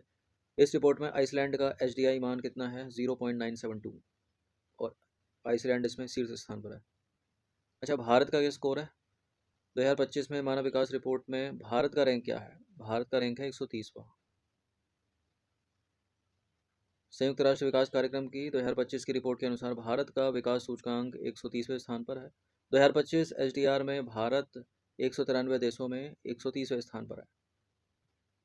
ठीक है, ह्यूमन डेवलपमेंट रिपोर्ट कह लीजिए इसको, या ह्यूमन डेवलपमेंट इंडेक्स कह लीजिए, की बात है। जो सी ड्रैगन संयुक्त सैन्य अभ्यास है वो कौन से देश भाग लेते हैं उसमें? सी ड्रैगन संयुक्त सैन्य अभ्यास में जो देश भाग लेते हैं वो है, एक तो अमेरिका, भारत, जापान, ऑस्ट्रेलिया और कोरिया गणराज्य। इसमें भी साउथ कोरिया, तो यहाँ पर आंसर भी सही हो जाएगा। अच्छा, ये शुरू के जो 4 देश हैं ना, ये क्वाड के भी मेंबर है, याद रखना। तो क्यों है न्यूज़ में? क्योंकि हाल ही में जो सी ड्रैगन अभ्यास 2025 है वो पश्चिमी प्रशांत महासागर में गुआम तट पर शुरू हुआ है। शामिल देश अमेरिका, भारत, जापान, ऑस्ट्रेलिया और कोरिया गणराज्य। और कब से शुरुआत हुई थी इसकी? वर्ष 2019 से सी ड्रैगन की। 2025 की मानव विकास रिपोर्ट में किस देश की HDI रैंकिंग सबसे खराब है? किसकी हो सकती है बताइए? सोमालिया, अफगानिस्तान, बुरुंडी या दक्षिण सूडान? इसका answer option number D, south Sudan की सबसे खराब है। देखिए, 2025 की रिपोर्ट के अनुसार सबसे कम रैंक वाला जो देश है वो है दक्षिण सूडान। 193 देशों में 193वें स्थान पर, सबसे लास्ट। और HDI रैंकिंग है 0.38। हाल ही में सी ड्रैगन 2025 अभ्यास कहाँ शुरू हुआ? प्रश्न को ऐसे पूछ ले तो पश्चिमी प्रशांत महासागर में। ऑप्शन नंबर सी है इसका आंसर। सी ड्रैगन संयुक्त नौसैनिक अभ्यास 4 से 19 मार्च 2025 तक गुआम तट के पश्चिमी प्रशांत महासागर में आयोजित किया गया। और कब से हो रहा है? ये 2019 से हो रहा है। कौन कौन से देश इसमें शामिल हैं? भारत, ऑस्ट्रेलिया, जापान, ठीक है, और कोरिया गणराज्य। ठीक है, 4 तो क्वाड के मेंबर हैं, और ऊपर से एक कोरिया, कोरिया में भी दक्षिणी कोरिया। ठीक है, 5 है, ऊपर था एक्सप्लेनेशन में। 57वां प्रश्न है, भारत और फ्रांस के बीच संयुक्त सैन्य अभ्यास शक्ति 2025 कहाँ आयोजित किया गया? भारत और फ्रांस के बीच जो शक्ति है वो एक थल सेना अभ्यास है, और ये आयोजित किया ला कैवलरी फ्रांस में। ठीक है, भारत में नहीं हुआ तो जोधपुर पोखरण को हटा दीजिए, पेरिस कैपिटल ऑफ फ्रांस की, वहाँ भी नहीं हुआ है। देखिए, भारत और फ्रांस के बीच संयुक्त सेना अभ्यास शक्ति 2025 का 8वां संस्करण था ये। 18 जून से 1 जुलाई 2025 तक फ्रांस में आयोजित किया गया। आयोजन स्थल का नाम है ला कैवलरी। भारत फ्रांस के बीच आयोजित होने वाले जो संयुक्त सेना अभ्यास है 3 है वो। वरुण जो कि एक नौसैनिक अभ्यास है, गरुण वायुसेना का अभ्यास है, शक्ति थल सेना का अभ्यास है। इस टेस्ट सीरीज़ की या फुल टेस्ट सीरीज से जुड़ सकते हैं, यही नंबर है व्हाट्सएप पर, यही नंबर है फ़ोनपे पर, यही नंबर है गूगल पे पर, UPI पर, सब पर। सिम्बैक्स सैन्य अभ्यास के संदर्भ में सही कथन है, 3 कथन है यहाँ पर, कौन सा इसमें सही होगा? देखिए, सिम्बैक्स पहला स्टेटमेंट है, भारत और थाईलैंड के बीच होने वाला एक वार्षिक समुद्री सैन्य अभ्यास है। इसकी शुरुआत 1994 में हुई थी। इसे पहले लॉयन किंग अभ्यास के नाम से जाना जाता था। देखिए, इसके नाम से निकल जाएगा सिंगापुर, सिम्बैक्स सिंगापुर, भारत और सिंगापुर के बीच है ये, ना कि भारत और थाईलैंड के। इसकी शुरुआत बिल्कुल 1994 में हुई थी, और इसे पहले लॉयन किंग अभ्यास के नाम से जाना जाता था। तो दूसरा और तीसरा यहाँ पर सही हो जाता है। जहाँ जहाँ पहला है उसको हटा दीजिए, कहीं नहीं है वैसे तो बी है इसका आंसर। देखिए सिम्बेक्स 2025 28 जुलाई से 1 अगस्त तक हुआ कहाँ है? ये दक्षिण चीन सागर में आयोजित किया गया, जिसमें भारत और सिंगापुर की नौसेनाओं ने हिस्सा लिया। सिम्बेक्स भारत और सिंगापुर के बीच होने वाला एक वार्षिक समुद्री सैन्य अभ्यास है, जिसकी शुरुआत हुई थी 1994 में। इसे पहले लॉयन किंग अभ्यास के नाम से जाना जाता था। ये एक्सप्लेनेशन बड़ी इंपॉर्टेंट है, यहीं से प्रश्न उठ जाते हैं अगर सीधे सीधे नहीं आते हैं तो। प्रश्न को ऐसे ही पूछ ले तो सिम्बेक्स अभ्यास का आयोजन किन दो देशों की नौसेनाओं के बीच होता है? तो भारत और सिंगापुर के बीच में। ठीक है, बी है इसका आंसर। तो सिम्बेक्स 2025 का आयोजन हुआ 28 जुलाई से 1 अगस्त 2025 तक। स्थान दक्षिण चीन सागर। किन दो देशों के बीच है ये? भारत और सिंगापुर के बीच में। ग्लोबल लिवेबिलिटी इंडेक्स 2025 के अनुसार दुनिया के सबसे रहने योग्य शहर हैं, कौन से हैं? कोपेनहेगन डेनमार्क की कैपिटल है, ऑस्ट्रिया की कैपिटल वियना और स्विट्जरलैंड की ज्यूरिख। बी है इसका आंसर। ठीक है, यहाँ तो इतनी ठंड पड़ती है कि रहने लायक जो लोग हैं वो बहुत परेशानी से रहते हैं रूस के याकुत्स्क में। ठीक है, -70 डिग्री तक चला जाता है टेम्परेचर। देखिए इकोनॉमिस्ट इंटेलिजेंस यूनिट के ग्लोबल लिवेबिलिटी इंडेक्स 2025 के अनुसार जो डेनमार्क का कोपेनहेगन है सबसे रहने योग्य शहर है दुनिया का। उसके बाद ऑस्ट्रिया की राजधानी वियना और स्विट्जरलैंड का ज्यूरिख है तीसरे स्थान पर। तो सबसे रहने योग्य शहर कौन सा हो गया? कोपेनहेगन डेनमार्क का। ये इस साल है 2025 के रिपोर्ट के अनुसार। इससे पहले पिछले 3 साल से ऑस्ट्रिया की राजधानी ये वियना थी। ठीक है, अब ये दूसरे पर हो गई है। तो शीर्ष 3 शहर दुनिया में रहने योग्य: कोपेनहेगन, ठीक है, वियना और ज्यूरिख। और सबसे कम रहने योग्य शहर सीरिया का दशमिक और लीबिया का त्रिपोली और बांग्लादेश की राजधानी ढाका।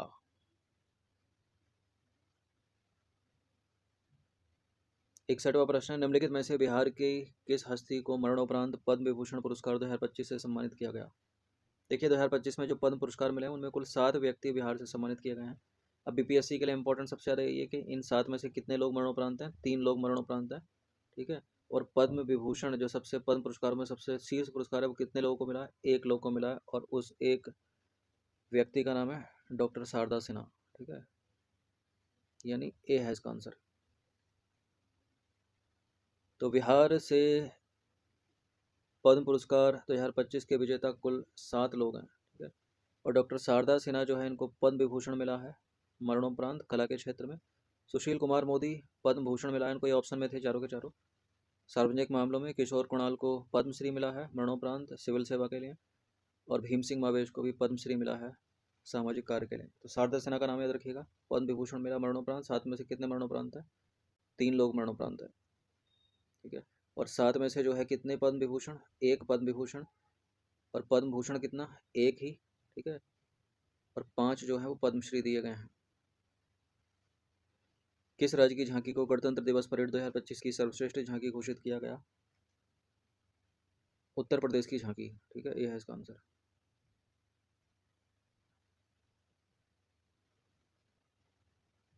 देखिए सर्वश्रेष्ठ झांकियां राज्य केंद्र शासित प्रदेश में प्रथम स्थान उत्तर प्रदेश की झांकी, नाम क्या है? महाकुंभ 2025 स्वर्णिम भारत विरासत और विकास, याद भी रखिएगा। दूसरा जो है त्रिपुरा को मिला 14 देवताओं की पूजा खर्ची पूजा के लिए। और तीसरा स्थान आंध्र प्रदेश को मिला एटिकोप्पा बुम्मलू पर्यावरण अनुकूल लकड़ी के खिलौने। ठीक है, ये थीम है। 63वां प्रश्न है, ग्लोबल लिवेबिलिटी इंडेक्स 2025 में भारत के दिल्ली और मुंबई दोनों को संयुक्त रूप से कौन सा स्थान मिला है? प्रथम स्थान तो सबसे रहने योग्य शहर डेनमार्क की राजधानी कोपेनहेगन, और दिल्ली और मुंबई को संयुक्त रूप से जो रैंक मिली है वो 141 मिली है। ग्लोबल लिवेबिलिटी इंडेक्स 2025 में भारत के दिल्ली और मुंबई दोनों को संयुक्त रूप से 141वां स्थान मिला है, जबकि कुल 173 शहरों को रैंकिंग दी है। 173 में 141वां स्थान है दोनों का। ये रैंकिंग जो है स्वास्थ्य सेवा, बुनियादी ढांचे, वायु गुणवत्ता और सार्वजनिक सुरक्षा में लगातार समस्याओं को दर्शाती है भारत में। नंबर 64 आ जाइए। ग्लोबल लिवेबिलिटी इंडेक्स किसके द्वारा जारी किया जाता है? ये जारी किया जाता है द इकोनॉमिस्ट इंटेलिजेंस यूनिट के द्वारा, डी है इसका आंसर। देखिए global liveability index the economist intelligence unit द्वारा जारी किया जाता है। ग्लोबल लिवेबिलिटी इंडेक्स 173 शहरों को 5 श्रेणियों में रैंक देता है 2025 में। अब आ जाइए वैश्विक नवाचार सूचकांक यानी ग्लोबल इनोवेशन इंडेक्स 2024 के बारे में सही कथन है। 25 का तो अभी तक आया नहीं है। भारत 133 अर्थव्यवस्थाओं में से 133 में से 39वें स्थान पर है। यह सूचकांक विश्व बौद्धिक संपदा संगठन यानी विपो द्वारा जारी किया जाता है। वर्ष 2024 में स्विट्जरलैंड पहले स्थान पर है। बिल्कुल ये तीनों के तीनों कथन सही हैं। वैश्विक नवाचार सूचकांक 2025 से संबंधित 24 से संबंधित, डी है इसका आंसर। देखिए वैश्विक नवाचार सूचकांक यानी ग्लोबल इनोवेशन इंडेक्स 2024 में भारत 133 अर्थव्यवस्थाओं में 39वें स्थान पर है। ठीक है, जो पिछले वर्ष के 40वें स्थान से एक स्थान ऊपर है। यानी 23 में जो है एक 40वें स्थान पर था, एक रैंकिंग सुधर गई है 24 में। यह सूचकांक विश्व बौद्धिक संपदा संगठन द्वारा जारी किया जाता है और ये इस बार 2024 वाला जो था वो 17वां संस्करण था। वर्ष 2024 में स्विट्जरलैंड पहले स्थान पर है, जबकि अंगोला जो है वो अंतिम स्थान पर है, 133वें स्थान पर है ग्लोबल इनोवेशन इंडेक्स 2024 में। और ये रिपोर्ट बिल्कुल एंड में आती है, नवंबर दिसंबर में, पूरे साल का, ताकि काउंटिंग कर सके। इस बार भी दिसंबर में आएगी। वैश्विक नवाचार सूचकांक 2024 में भारत 133 अर्थव्यवस्थाओं में 39वें स्थान पर रहा। यह रिपोर्ट किस संगठन ने प्रकाशित की है? प्रश्न पूछने का तरीका एक ये भी है। तो किसने प्रकाशित किया है? विपो ने, विश्व बौद्धिक संपदा संगठन ने, यानी डी है इसका आंसर। देखिए यह जो सूचकांक है विश्व बौद्धिक संपदा संगठन द्वारा जारी किया जाता है। 2024 के वैश्विक नवाचार सूचकांक में भारत 133 अर्थव्यवस्थाओं में 39वें स्थान पर है, जो नवाचार और प्रौद्योगिकी में अपनी प्रगति को दर्शाता है। इसका मुख्यालय अगर पूछ ले तो कहाँ पर है? स्विट्जरलैंड के जेनेवा में स्थित है। मेजर ध्यानचंद खेल रत्न पुरस्कार 2024 के संदर्भ में सही कथन है। यह पुरस्कार युवा मामले और खेल मंत्रालय द्वारा हर 2 वर्ष में प्रदान किया जाता है। वर्ष 2024 में यह पुरस्कार 7 खिलाड़ियों को प्रदान किया गया। वर्ष 2024 में इस पुरस्कार को प्राप्त करने वालों में 2 महिलाएं। मेजर ध्यानचंद पुरस्कार 29 अगस्त को प्रदान किए जाते हैं ये, और प्रत्येक वर्ष प्रदान किए जाते हैं। 2024 तक तो प्रत्येक वर्ष प्रदान किए गए, थोड़ा डिले हो जाते हैं। यहाँ 2 वर्ष लिखा है तो वो तो गलती हो गया। 2024 में कुल 4 खिलाड़ियों को दिए गए मेजर ध्यानचंद खेल रत्न पुरस्कार, न कि 7। और इन 4 में से एक ही महिला हैं, मनु भाकर। तो इनमें से कोई भी सही नहीं है, डी है इसका आंसर। मेजर ध्यानचंद खेल रत्न पुरस्कार भारत का सर्वोच्च खेल सम्मान है, जो युवा मामले और खेल मंत्रालय द्वारा प्रतिवर्ष प्रदान किया जाता है। तो पहला गलत है। वर्ष 2024 में ये पुरस्कार डी गुकेश शतरंज खेलते हैं, श्री हरमनप्रीत सिंह हॉकी खेलते हैं, प्रवीण कुमार पैरा एथलेटिक्स और मनु भाकर निशानेबाज को प्रदान किया गया। तो इसमें 3 पुरुष हैं और 1 महिला है, तो तीसरा वाला स्टेटमेंट भी गलत हो गया। 4 लोगों को दिया गया है तो दूसरा वाला भी गलत हो गया। कोई भी सही नहीं है, डी है इसका आंसर। ठीक है, तो उपरोक्त में से कोई भी सही नहीं है, क्योंकि पुरस्कार प्रतिवर्ष प्रदान किया जाता है। वर्ष 2024 तक तो प्रतिवर्ष प्रदान किया गया। ठीक है, अभी तक प्रदान किया नहीं गया है। 29 अगस्त भी निकल गई है, कोई अनाउंसमेंट नहीं हुआ। ठीक है, ऐसा भी हो सकता है कि बंद कर दिए गए हैं। 4 खिलाड़ियों को दिए गए, 7 को नहीं। ठीक है, कुछ भी बंद करती रहती है गवर्नमेंट, कुछ भी परिवर्तित कर देती है। 4 में से 1 महिला खिलाड़ी है। 68वां प्रश्न है, निम्नलिखित पर विचार करेंगे। क्या है ये? सिल्वर आयोडाइड, शुष्क बर्फ और सोडियम क्लोराइड यानी NaCl, dry ice, silver iodide. अब कुछ पता ही नहीं क्या करना है इनका, नीचे पता चलेगा। उपरोक्त में से किस या किन रसायनों का उपयोग कृत्रिम वर्षा कराने में किया जाता है, यानी क्लाउड सीडिंग में? तो क्लाउड सीडिंग में तो सिल्वर आयोडाइड है, इसमें ड्राई आइस भी तो है, शुष्क बर्फ, सोडियम क्लोराइड भी है, NaCl। मेन जो रहता है वो यही रहता है। तो ए है इसका, मतलब सारे हो जाएंगे इसके। तो मुख्यतः पहले का होता है, डी है इसका आंसर। 1 2 3 तीनों ये उपरोक्त सभी। देखिए कृत्रिम वर्षा या क्लाउड सीडिंग के लिए इस्तेमाल होने वाले जो मुख्य रसायन है वो हैं सिल्वर आयोडाइड, शुष्क बर्फ और सोडियम क्लोराइड। ठीक है, शुष्क बर्फ या ड्राई आइस या ठोस कार्बन डाइऑक्साइड एक ही बात है। और इनमें जो सिल्वर आयोडाइड है वो सबसे अधिक प्रभावी है ये, क्योंकि इसकी संरचना बर्फ के क्रिस्टल के समान होती है, जिससे बादलों के जल की बूंदें जमने और वर्षा होने में मदद मिलती है। नंबर 69, जनगणना 2027 का आयोजन कितने चरणों में किया जाएगा? 2011 के बाद कोई भी जनगणना नहीं हुई है। ठीक है, गवर्नमेंट ने कराई ही नहीं अभी तक, लेकिन अब 27 में इसकी बात चल रही है कि 27 में होगी। 21 में इसको होना था, लेकिन उस समय कोविड-19 की महामारी चल रही थी, तो ये 2 चरणों में होनी है, ठीक है, सी है इसका आंसर। पहले चरणों में घरों की काउंटिंग होगी और दूसरे चरण में जनसंख्या की। तो जनगणना 2027 का आयोजन 1 अप्रैल 2026 से 28 फरवरी 2027 के बीच 2 चरणों में किया जाएगा। पहला चरण मकान सूचीकरण आवास सूची और दूसरे में जनसंख्या की गणना होगी। यह स्वतंत्र भारत में डिजिटल और जाति गणना वाली पहली जनगणना होगी। वर्ष 2021 के बाद ये पहली जनगणना होगी, क्योंकि वर्ष 2021 में होने वाली जनगणना प्रक्रिया कोविड-19 महामारी के कारण स्थगित कर दी गई थी। 17वां प्रश्न, वर्ष 2025 का एबल पुरस्कार किसे प्रदान किया गया? गणित का नोबेल भी कहा जाता है इसको, मशाकी काशीवारा को प्रदान किया गया भी है इसका आंसर। एबल पुरस्कार 2025, ठीक है, विजेता का नाम क्या है? मशाकी काशीवारा। अच्छा, कौन देता है इसको, प्रदाता कौन है? Norwegian academy of science and letters. क्षेत्र बीजगणितीय विश्लेषण और प्रतिनिधित्व सिद्धांत, और महत्व है इसे गणित में नोबेल पुरस्कार के समकक्ष माना जाता है। आपको ज्ञात हो कि फिजिक्स में, केमिस्ट्री में, चिकित्सा में, अर्थशास्त्र में और शांति में नोबेल पुरस्कार मिलता है और साहित्य में मिलता है, लेकिन गणित में नहीं मिलता है। तो गणित के लिए अलग से है ये एबल पुरस्कार। 71वां प्रश्न है, नोबेल शांति पुरस्कार का फैसला किस समिति द्वारा किया जाता है? जापानीज नोबेल समिति, नॉर्वेजियन नोबेल समिति, स्टॉकहोम नोबेल समिति। पहला तो हटा दीजिए, बी या डी, बी या सी लगाएं, डी तो नहीं है क्योंकि इसमें सी या डी में से आंसर है इसका। इसका आंसर है सी, नॉर्वेजियन नोबेल समिति। नोबेल शांति पुरस्कार का फैसला नॉर्वेजियन नोबेल समिति द्वारा किया जाता है। नोबेल शांति पुरस्कार विजेता की घोषणा अक्टूबर के पहले सप्ताह के शुक्रवार को की जाती है, तो अगले महीने की जाएगी। अभी तक 2024 वाले चल रहे हैं। 72वां प्रश्न है, भारत और अमेरिका के बीच एक संयुक्त सैन्य अभ्यास है जिसका नाम ही युद्धाभ्यास है, ठीक है, और इसका 21वां संस्करण कहाँ आयोजित किया जाएगा? ये इसी महीने आयोजित किया जाएगा, ठीक है, यह आयोजित किया जाएगा अमेरिका में ही, अलास्का, अमेरिका। बी है इसका आंसर। और स्टार्ट हो गया है ये। भारतीय सेना का एक दल अमेरिका के अलास्का स्थित फोर्ट वेनराइट के लिए प्रस्थान कर चुका है, जहां 1 से 14 सितंबर 2025 तक भारत अमेरिकी संयुक्त सैन्य अभ्यास, जिसका नाम है युद्धाभ्यास, ठीक है, का 21वां संस्करण आयोजित किया जाएगा। तो युद्धाभ्यास किन 2 देशों के बीच है? अपने आप में इंपॉर्टेंट प्रश्न है, भारत और अमेरिका के बीच में। 73वां प्रश्न है, भारत और रूस के बीच द्विपक्षीय नौसैनिक अभ्यास इंद्र 2025 का 14वां संस्करण कहाँ आयोजित किया गया? इंद्र 2025 का 14वां संस्करण आयोजित किया गया है चेन्नई में, तमिलनाडु की राजधानी चेन्नई, सी है इसका आंसर। भारत और रूस के बीच द्विपक्षीय नौसैनिक अभ्यास है इंद्र 2025 का आयोजन चेन्नई में किया गया और 14वां संस्करण था।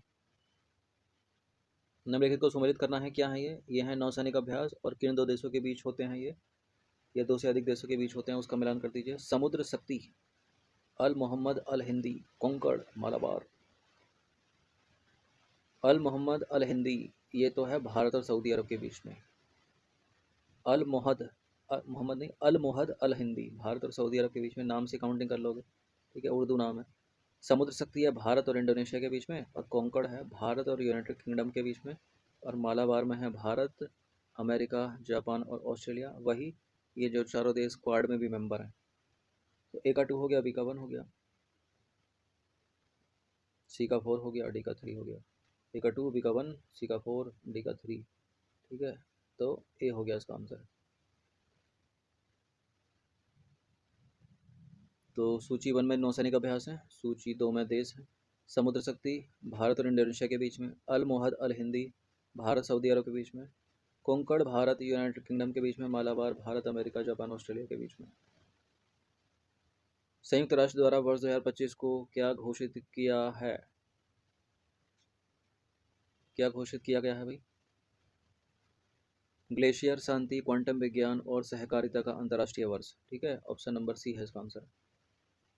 अंतर्राष्ट्रीय ऊंट वर्ष या अंतर्राष्ट्रीय कैमेलिड वर्ष ये 2024 को घोषित किया गया था संयुक्त राष्ट्र के द्वारा। यहाँ 25 पूछ रहा है, इस साल का पूछ रहा है। अंतर्राष्ट्रीय मिलेट या बाजरा वर्ष ये 2023 को घोषित किया गया था संयुक्त राष्ट्र के द्वारा। और अंतर्राष्ट्रीय कार्यकर मत्स्य पालन, जलीय कृषि और कांच अंतर्राष्ट्रीय वर्ष ये 2022 को घोषित किया गया था। अपने को याद रखना है 25 वाला ग्लेशियर, शांति, क्वांटम विज्ञान और सहकारिता का अंतर्राष्ट्रीय वर्ष, ठीक है। शांति क्वांटम विज्ञान आकर ग्लेशियर और सहकारिता का अंतर्राष्ट्रीय वर्ष भी आ सकता है, तब भी सही हो जाएगा। शांति और क्वांटम विज्ञान का अंतर्राष्ट्रीय वर्ष भी आ सकता है, तब भी सही हो जाएगा। पूरा आ सकता है, तब भी सही हो जाएगा। सही नहीं हो जाएगा, आपको करना पड़ेगा याद करके। संयुक्त राष्ट्र द्वारा वर्ष 2025 को ग्लेशियर, शांति, क्वांटम विज्ञान और सहकारिता का अंतर्राष्ट्रीय वर्ष घोषित किया गया। 76वां प्रश्न है, 39वें राष्ट्रीय खेलों का आयोजन किस राज्य में किया जाएगा? 38वें तो हुए थे उत्तराखंड में, 39वें होंगे मेघालय में। ठीक है, बी है इसका आंसर। 39वें राष्ट्रीय खेल 2027, ठीक है, आयोजन राज्य मेघालय, आयोजन वर्ष 2027। और मेघालय के लिए यह पहली बार होगा कि वह राष्ट्रीय खेलों की मेजबानी करेगा, यानी नेशनल गेम्स। 77वां प्रश्न क्या है, 2028 का ग्रीष्मकालीन ओलंपिक खेल किस राज्य में आयोजित किया जाएगा? 2024 के तो सभी को पता है, पेरिस फ्रांस में हुए थे। 4 साल के बाद होते हैं ये ओलंपिक। क्रिकेट का भी 4 साल के बाद होता है वर्ल्ड कप, और ये ओलंपिक भी 4 साल में होते हैं। तो अगला 2028 का जो होगा वो होगा यूएसए में, बी है इसका आंसर। देखिए 2028 का ग्रीष्मकालीन ओलंपिक खेल संयुक्त राज्य अमेरिका के लॉस एंजलिस कैलिफोर्निया में आयोजित किया जाएगा। इससे पहले 2024 के ग्रीष्मकालीन ओलंपिक का पेरिस फ्रांस में आयोजित ओलंपिक खेल पेरिस फ्रांस में आयोजित किए गए थे। 78वां प्रश्न, 2026 के शीतकालीन ओलंपिक की मेजबानी कौन सा देश करेगा? वो तो ग्रीष्मकालीन हो गए, 24 के बाद हुए होंगे 28 में। अब अगले वर्ष में जो शीतकालीन ओलंपिक होने वाले हैं वो कहाँ आयोजित होंगे? वो होंगे इटली में, डी है इसका आंसर। 2026 के शीतकालीन ओलंपिक खेल इटली के मिलान कोर्टिना शहर में आयोजित किए जाएंगे। आयोजन की तारीख है 6 से 22 फरवरी 2026 तक। क्वेश्चन नंबर 79 है, विश्व गौरैया दिवस के बारे में सही कथन है। 20 मार्च को विश्व भर में विश्व गौरैया दिवस मनाया जाता है। 2025 के लिए विषय थीम आई लव स्पैरो है। 20 मार्च है, 22 मार्च है? 20 ही मार्च है, 22 मार्च को जल दिवस मनाया जाता है विश्व में। दोनों के दोनों सही हैं, तो सी वाला स्टेटमेंट या जिसमें दोनों होंगे वही सही हो जाएगा। कहाँ पर है? सी है। 20 मार्च 2025 को संपूर्ण विश्व में विश्व गौरैया दिवस मनाया गया। हर साल 20 मार्च को ही मनाया जाता है। मुख्य विषय 2025 का आई लव स्पैरो। तो ये जो गौरैया है वो दिल्ली और बिहार राज्य की राजकीय पक्षी है। केंद्र शासित प्रदेश दिल्ली और बिहार राज्य की राजकीय पक्षी है ये गौरैया। गौरैया का जंतु वैज्ञानिक नाम पासर डोमेस्टिका से याद रखिएगा। तो इनकी संख्या जो है घटती जा रही है, तो दिखनी बंद हो गई है गौरैया, पहले दिख भी जाती थी। 80वां प्रश्न और अंतिम प्रश्न है, विश्व जल दिवस 2025 या वर्ल्ड वाटर डे 2025 के बारे में सही कथन है। यह दिवस 22 मार्च 2025 को मनाया गया। 2025 की थीम ग्लेशियर संरक्षण है। बिल्कुल है, करेक्ट है दोनों के दोनों, सी है इसका आंसर। तो विश्व जल दिवस 2025 की थीम है ग्लेशियर संरक्षण, ठीक है, और हर साल मनाया जाता है ये 22 मार्च को। विश्व मुक्केबाजी चैंपियनशिप 2025 में किस भारतीय महिला मुक्केबाज ने 48 किलोग्राम भार वर्ग में स्वर्ण पदक जीता है, यानी गोल्ड मेडल जीता है? ठीक है, तो 2 महिलाओं ने जीता है स्वर्ण पदक, 48 किलोग्राम भार वर्ग में और 57 किलोग्राम भार वर्ग में। यहाँ 48 किलोग्राम भार वर्ग का पूछ रहा है, तो इसका आंसर है मीनाक्षी हुड्डा। ठीक है, बी है इसका आंसर। विश्व मुक्केबाजी चैंपियनशिप 2025 जो कि हुई इंग्लैंड या यूनाइटेड किंगडम के लिवरपूल में आयोजित हुई है हाल ही में, भारत की मीनाक्षी हुड्डा ने 48 किलोग्राम भार वर्ग में स्वर्ण पदक जीता है, गोल्ड मेडल जीता है। नेक्स्ट क्वेश्चन है, विश्व मुक्केबाजी चैंपियनशिप 2025 में किस भारतीय महिला मुक्केबाज ने 57 किलोग्राम भार वर्ग में स्वर्ण पदक जीता है? 48 में मीनाक्षी हुड्डा ने और 57 किलोग्राम भार वर्ग में स्वर्ण पदक जीता है जैस्मीन लैम्बोरिया।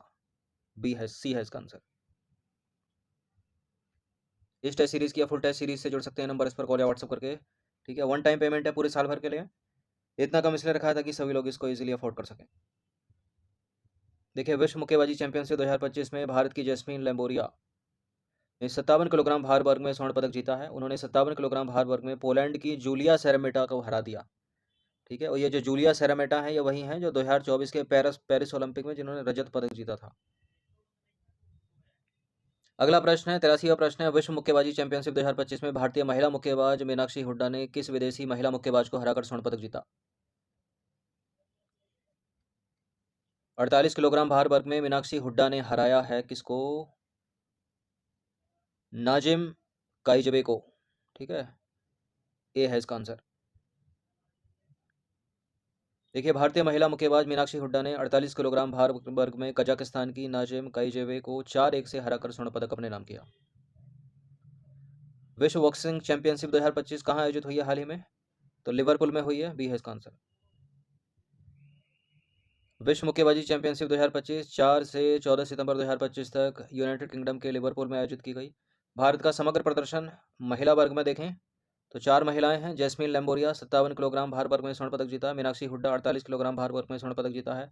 नुपुर श्योराण रजत पदक जीता है 80 प्लस किलोग्राम भार वर्ग में। और पूजा रानी ने कांस्य पदक जीता है, यानी तीसरे दर्जे का पुरस्कार जिसको बोलते हैं ब्रॉन्ज मेडल, ठीक है, मिडिल वेट वर्ग में। तो सभी को याद रखिएगा। कुछ और प्रश्न निकालते हैं इनसे। विश्व मुक्केबाजी चैंपियनशिप 2025 में मिडिल वेट वर्ग में पूजा रानी ने कौन सा पुरस्कार जीता है? तो तीसरे दर्जे का पुरस्कार जीता है इन्होंने, कांस्य पदक जीता है, यानी ब्रॉन्ज मेडल बी है इसका आंसर। लिवरपूल यूनाइटेड किंगडम में आयोजित विश्व मुक्केबाजी चैंपियनशिप 2025 में मिडिल वेट वर्ग में पूजा रानी ने इंग्लैंड की एमिली एक्सविथ को हराकर कांस्य पदक जीता, यानी ब्रॉन्ज मेडल जीता। फुल टेस्ट सीरीज से जुड़ सकते हैं आप, ये नंबर इस पर कॉल या व्हाट्सएप करके। अगला प्रश्न है 86वां प्रश्न। विश्व मुक्केबाजी चैंपियनशिप 2025 में 80 प्लस किलोग्राम भार वर्ग में किस भारतीय महिला मुक्केबाज ने रजत पदक जीता है, यानी सिल्वर मेडल जीता है? 80 प्लस भार वर्ग में 80 प्लस किलोग्राम भार वर्ग में सिल्वर मेडल जीता है नुपुर ने, ठीक है, Nupur Sheoran. Option number B है इसका आंसर। मीनाक्षी हुड्डा ने 48 किलोग्राम भार वर्ग में गोल्ड मेडल जीता है। और पूजा रानी ने मिडिल वेट वर्ग में कांस्य पदक जीता है। विश्व मुक्केबाजी चैंपियनशिप 2025 में 80 प्लस किलोग्राम भार वर्ग में भारतीय महिला मुक्केबाज नुपुर श्योराण ने रजत पदक जीता है, यानी सिल्वर मेडल जीता है। अच्छा, इस प्रश्न को ऐसे पूछ ले तो विश्व मुक्केबाजी चैंपियनशिप 2025 का आयोजन कहाँ हुआ? तो ये हुआ यूके में, लिवरपूल यूके या यूनाइटेड किंगडम।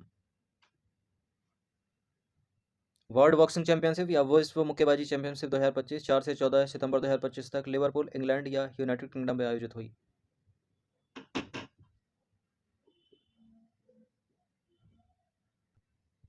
नेक्स्ट क्वेश्चन, महिला हॉकी एशिया कप 2025 किस देश ने जीता?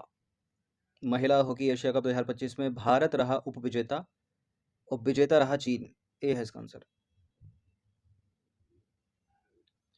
देखिए, चीन के हांगजो में आयोजित 12वें महिला हॉकी एशिया कप 2025 में भारतीय महिला टीम को चीन से हार का सामना करना पड़ा और दूसरे स्थान के साथ भारतीय टीम ने रजत पदक जीता। भारतीय महिला हॉकी एशिया कप 2025 का जो आयोजन हुआ वो चीन के हांगजो में हुआ। विजेता है चीन और उपविजेता रहा भारत। 89वां प्रश्न है, किसने नेपाल की पहली महिला प्रधानमंत्री के रूप में शपथ लिया? नेपाल की पहली महिला प्रधानमंत्री के रूप में शपथ लिया सुशीला कार्की ने, ठीक है, जो बचा हुआ कार्यकाल है उसके लिए। सी है इसका आंसर। देखिए, पूर्व मुख्य न्यायाधीश रही ये नेपाल की सुशीला कार्की। इन्होंने नेपाल की अंतरिम सरकार के प्रधानमंत्री के रूप में शपथ ली और देश का नेतृत्व करने वाली पहली महिला बन गई। सुशीला कार्की ने जुलाई 2016 में नेपाल की पहली महिला मुख्य न्यायाधीश बनकर इतिहास रच दिया था। हालांकि उनका कार्यकाल 1 साल से भी कम समय के बाद समाप्त हो गया, जब सांसदों ने उन पर पक्षपातपूर्ण फैसला देने और कार्यपालिका के अधिकार क्षेत्र में हस्तक्षेप करने का आरोप लगाते हुए महाभियोग प्रस्ताव दायर किया। ठीक है, सुशीला कार्की का नाम याद रखिएगा। अगला प्रश्न है, भारत के सबसे बड़े और सबसे अधिक वीर सावरकर खेल परिसर का उद्घाटन कहाँ किया गया? भारत का सबसे बड़ा और सबसे आधुनिक खेल परिसर वीर सावरकर खेल परिसर का उद्घाटन किया गया अहमदाबाद के गुजरात में। ये है इसका आंसर।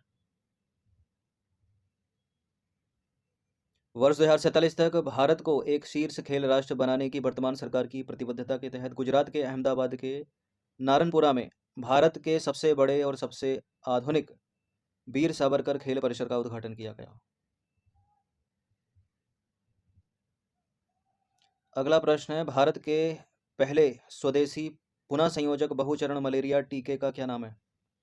स्पुतनिक बी, एंटेरोमिक्स, कोवैक्सिन या फिर एडफॉल्सीवैक्स।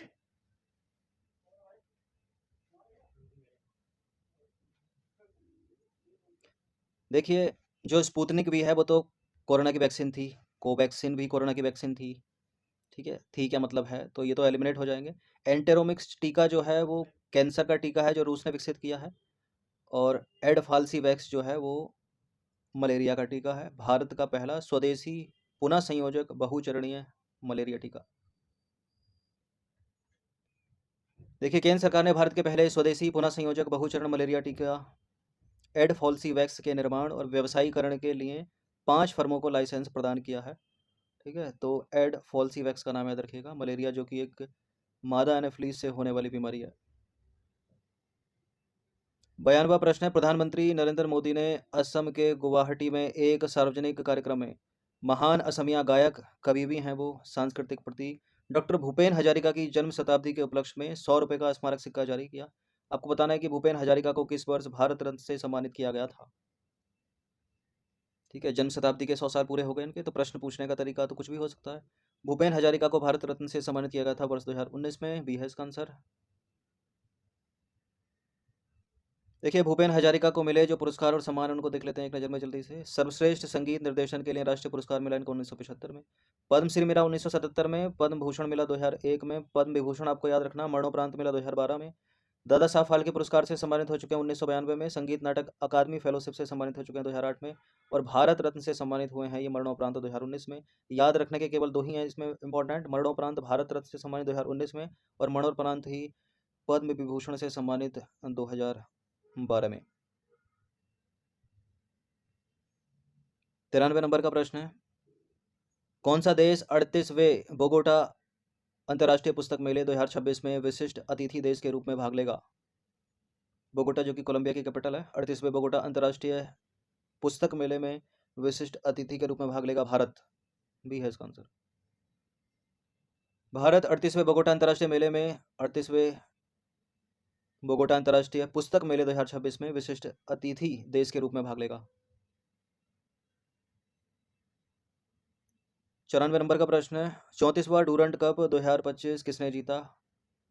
डूरंट कप जो कि एक फुटबॉल का खेल टूर्नामेंट है, ये जीता है नॉर्थ ईस्ट यूनाइटेड एफसी ने। ठीक है, ए है इसका आंसर।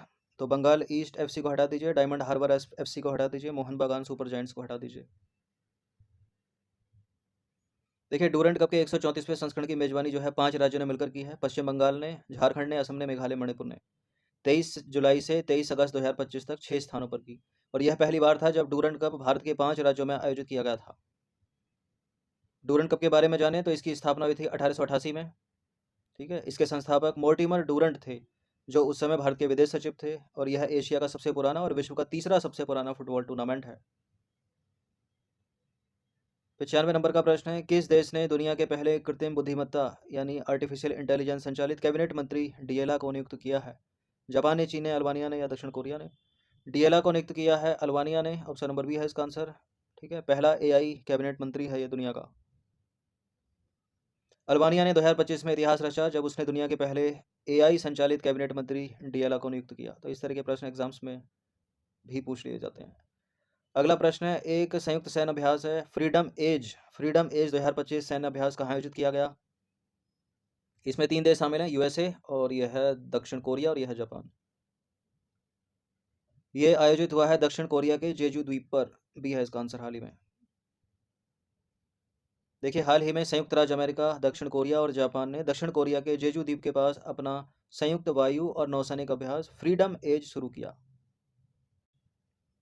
अगला प्रश्न है, हाल ही में जारी सैंपल रजिस्ट्रेशन सिस्टम रिपोर्ट 2025 के अनुसार भारत के किस राज्य में बाल विवाह के सबसे अधिक मामले दर्ज किए गए।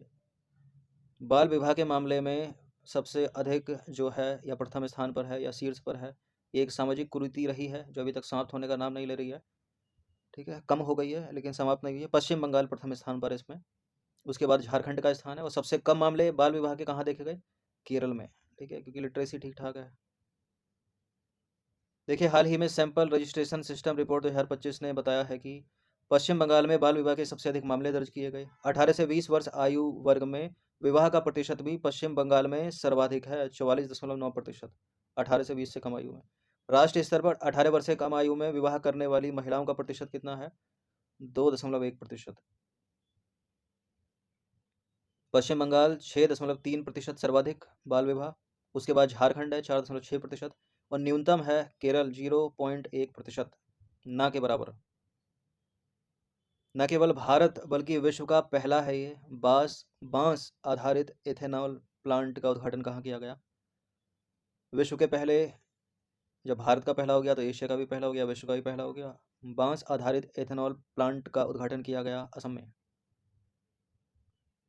देखिए, भारत की ऊर्जा सुरक्षा को मजबूत और जीवाश्म ईंधन पर निर्भरता कम करने के प्रयास में प्रधानमंत्री नरेंद्र मोदी ने असम के गोलाघाट जिले में भारत का और विश्व का पहला बांस आधारित एथेनॉल प्लांट 14 सितंबर 2025 को उद्घाटित किया या उसका उद्घाटन किया। क्षमता कितनी है इसकी? इसकी क्षमता है हर साल 48,900 मीट्रिक टन एथेनॉल उत्पादन की, और निवेश इसमें लगभग 5,000 करोड़ की लागत से निर्मित है। यह पर्यावरण हितैषी है, कोई अपशिष्ट शेष नहीं है इसमें। सभी जो इसके उप उत्पाद हैं वो उपयोग में लाए जाएंगे।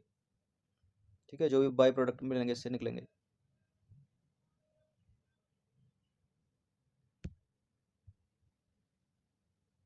अगला प्रश्न 100वां प्रश्न है, 77वें प्राइम टाइम एमी अवार्ड 2025 का उद्घाटन कहाँ हुआ? एमी अवार्ड का उद्घाटन वहीं हुआ जो हर साल होता है, जहाँ ये आयोजित होते हैं। लॉस एंजलिस, कैलिफोर्निया, संयुक्त राज्य अमेरिका। ठीक है, बी है इसका आंसर।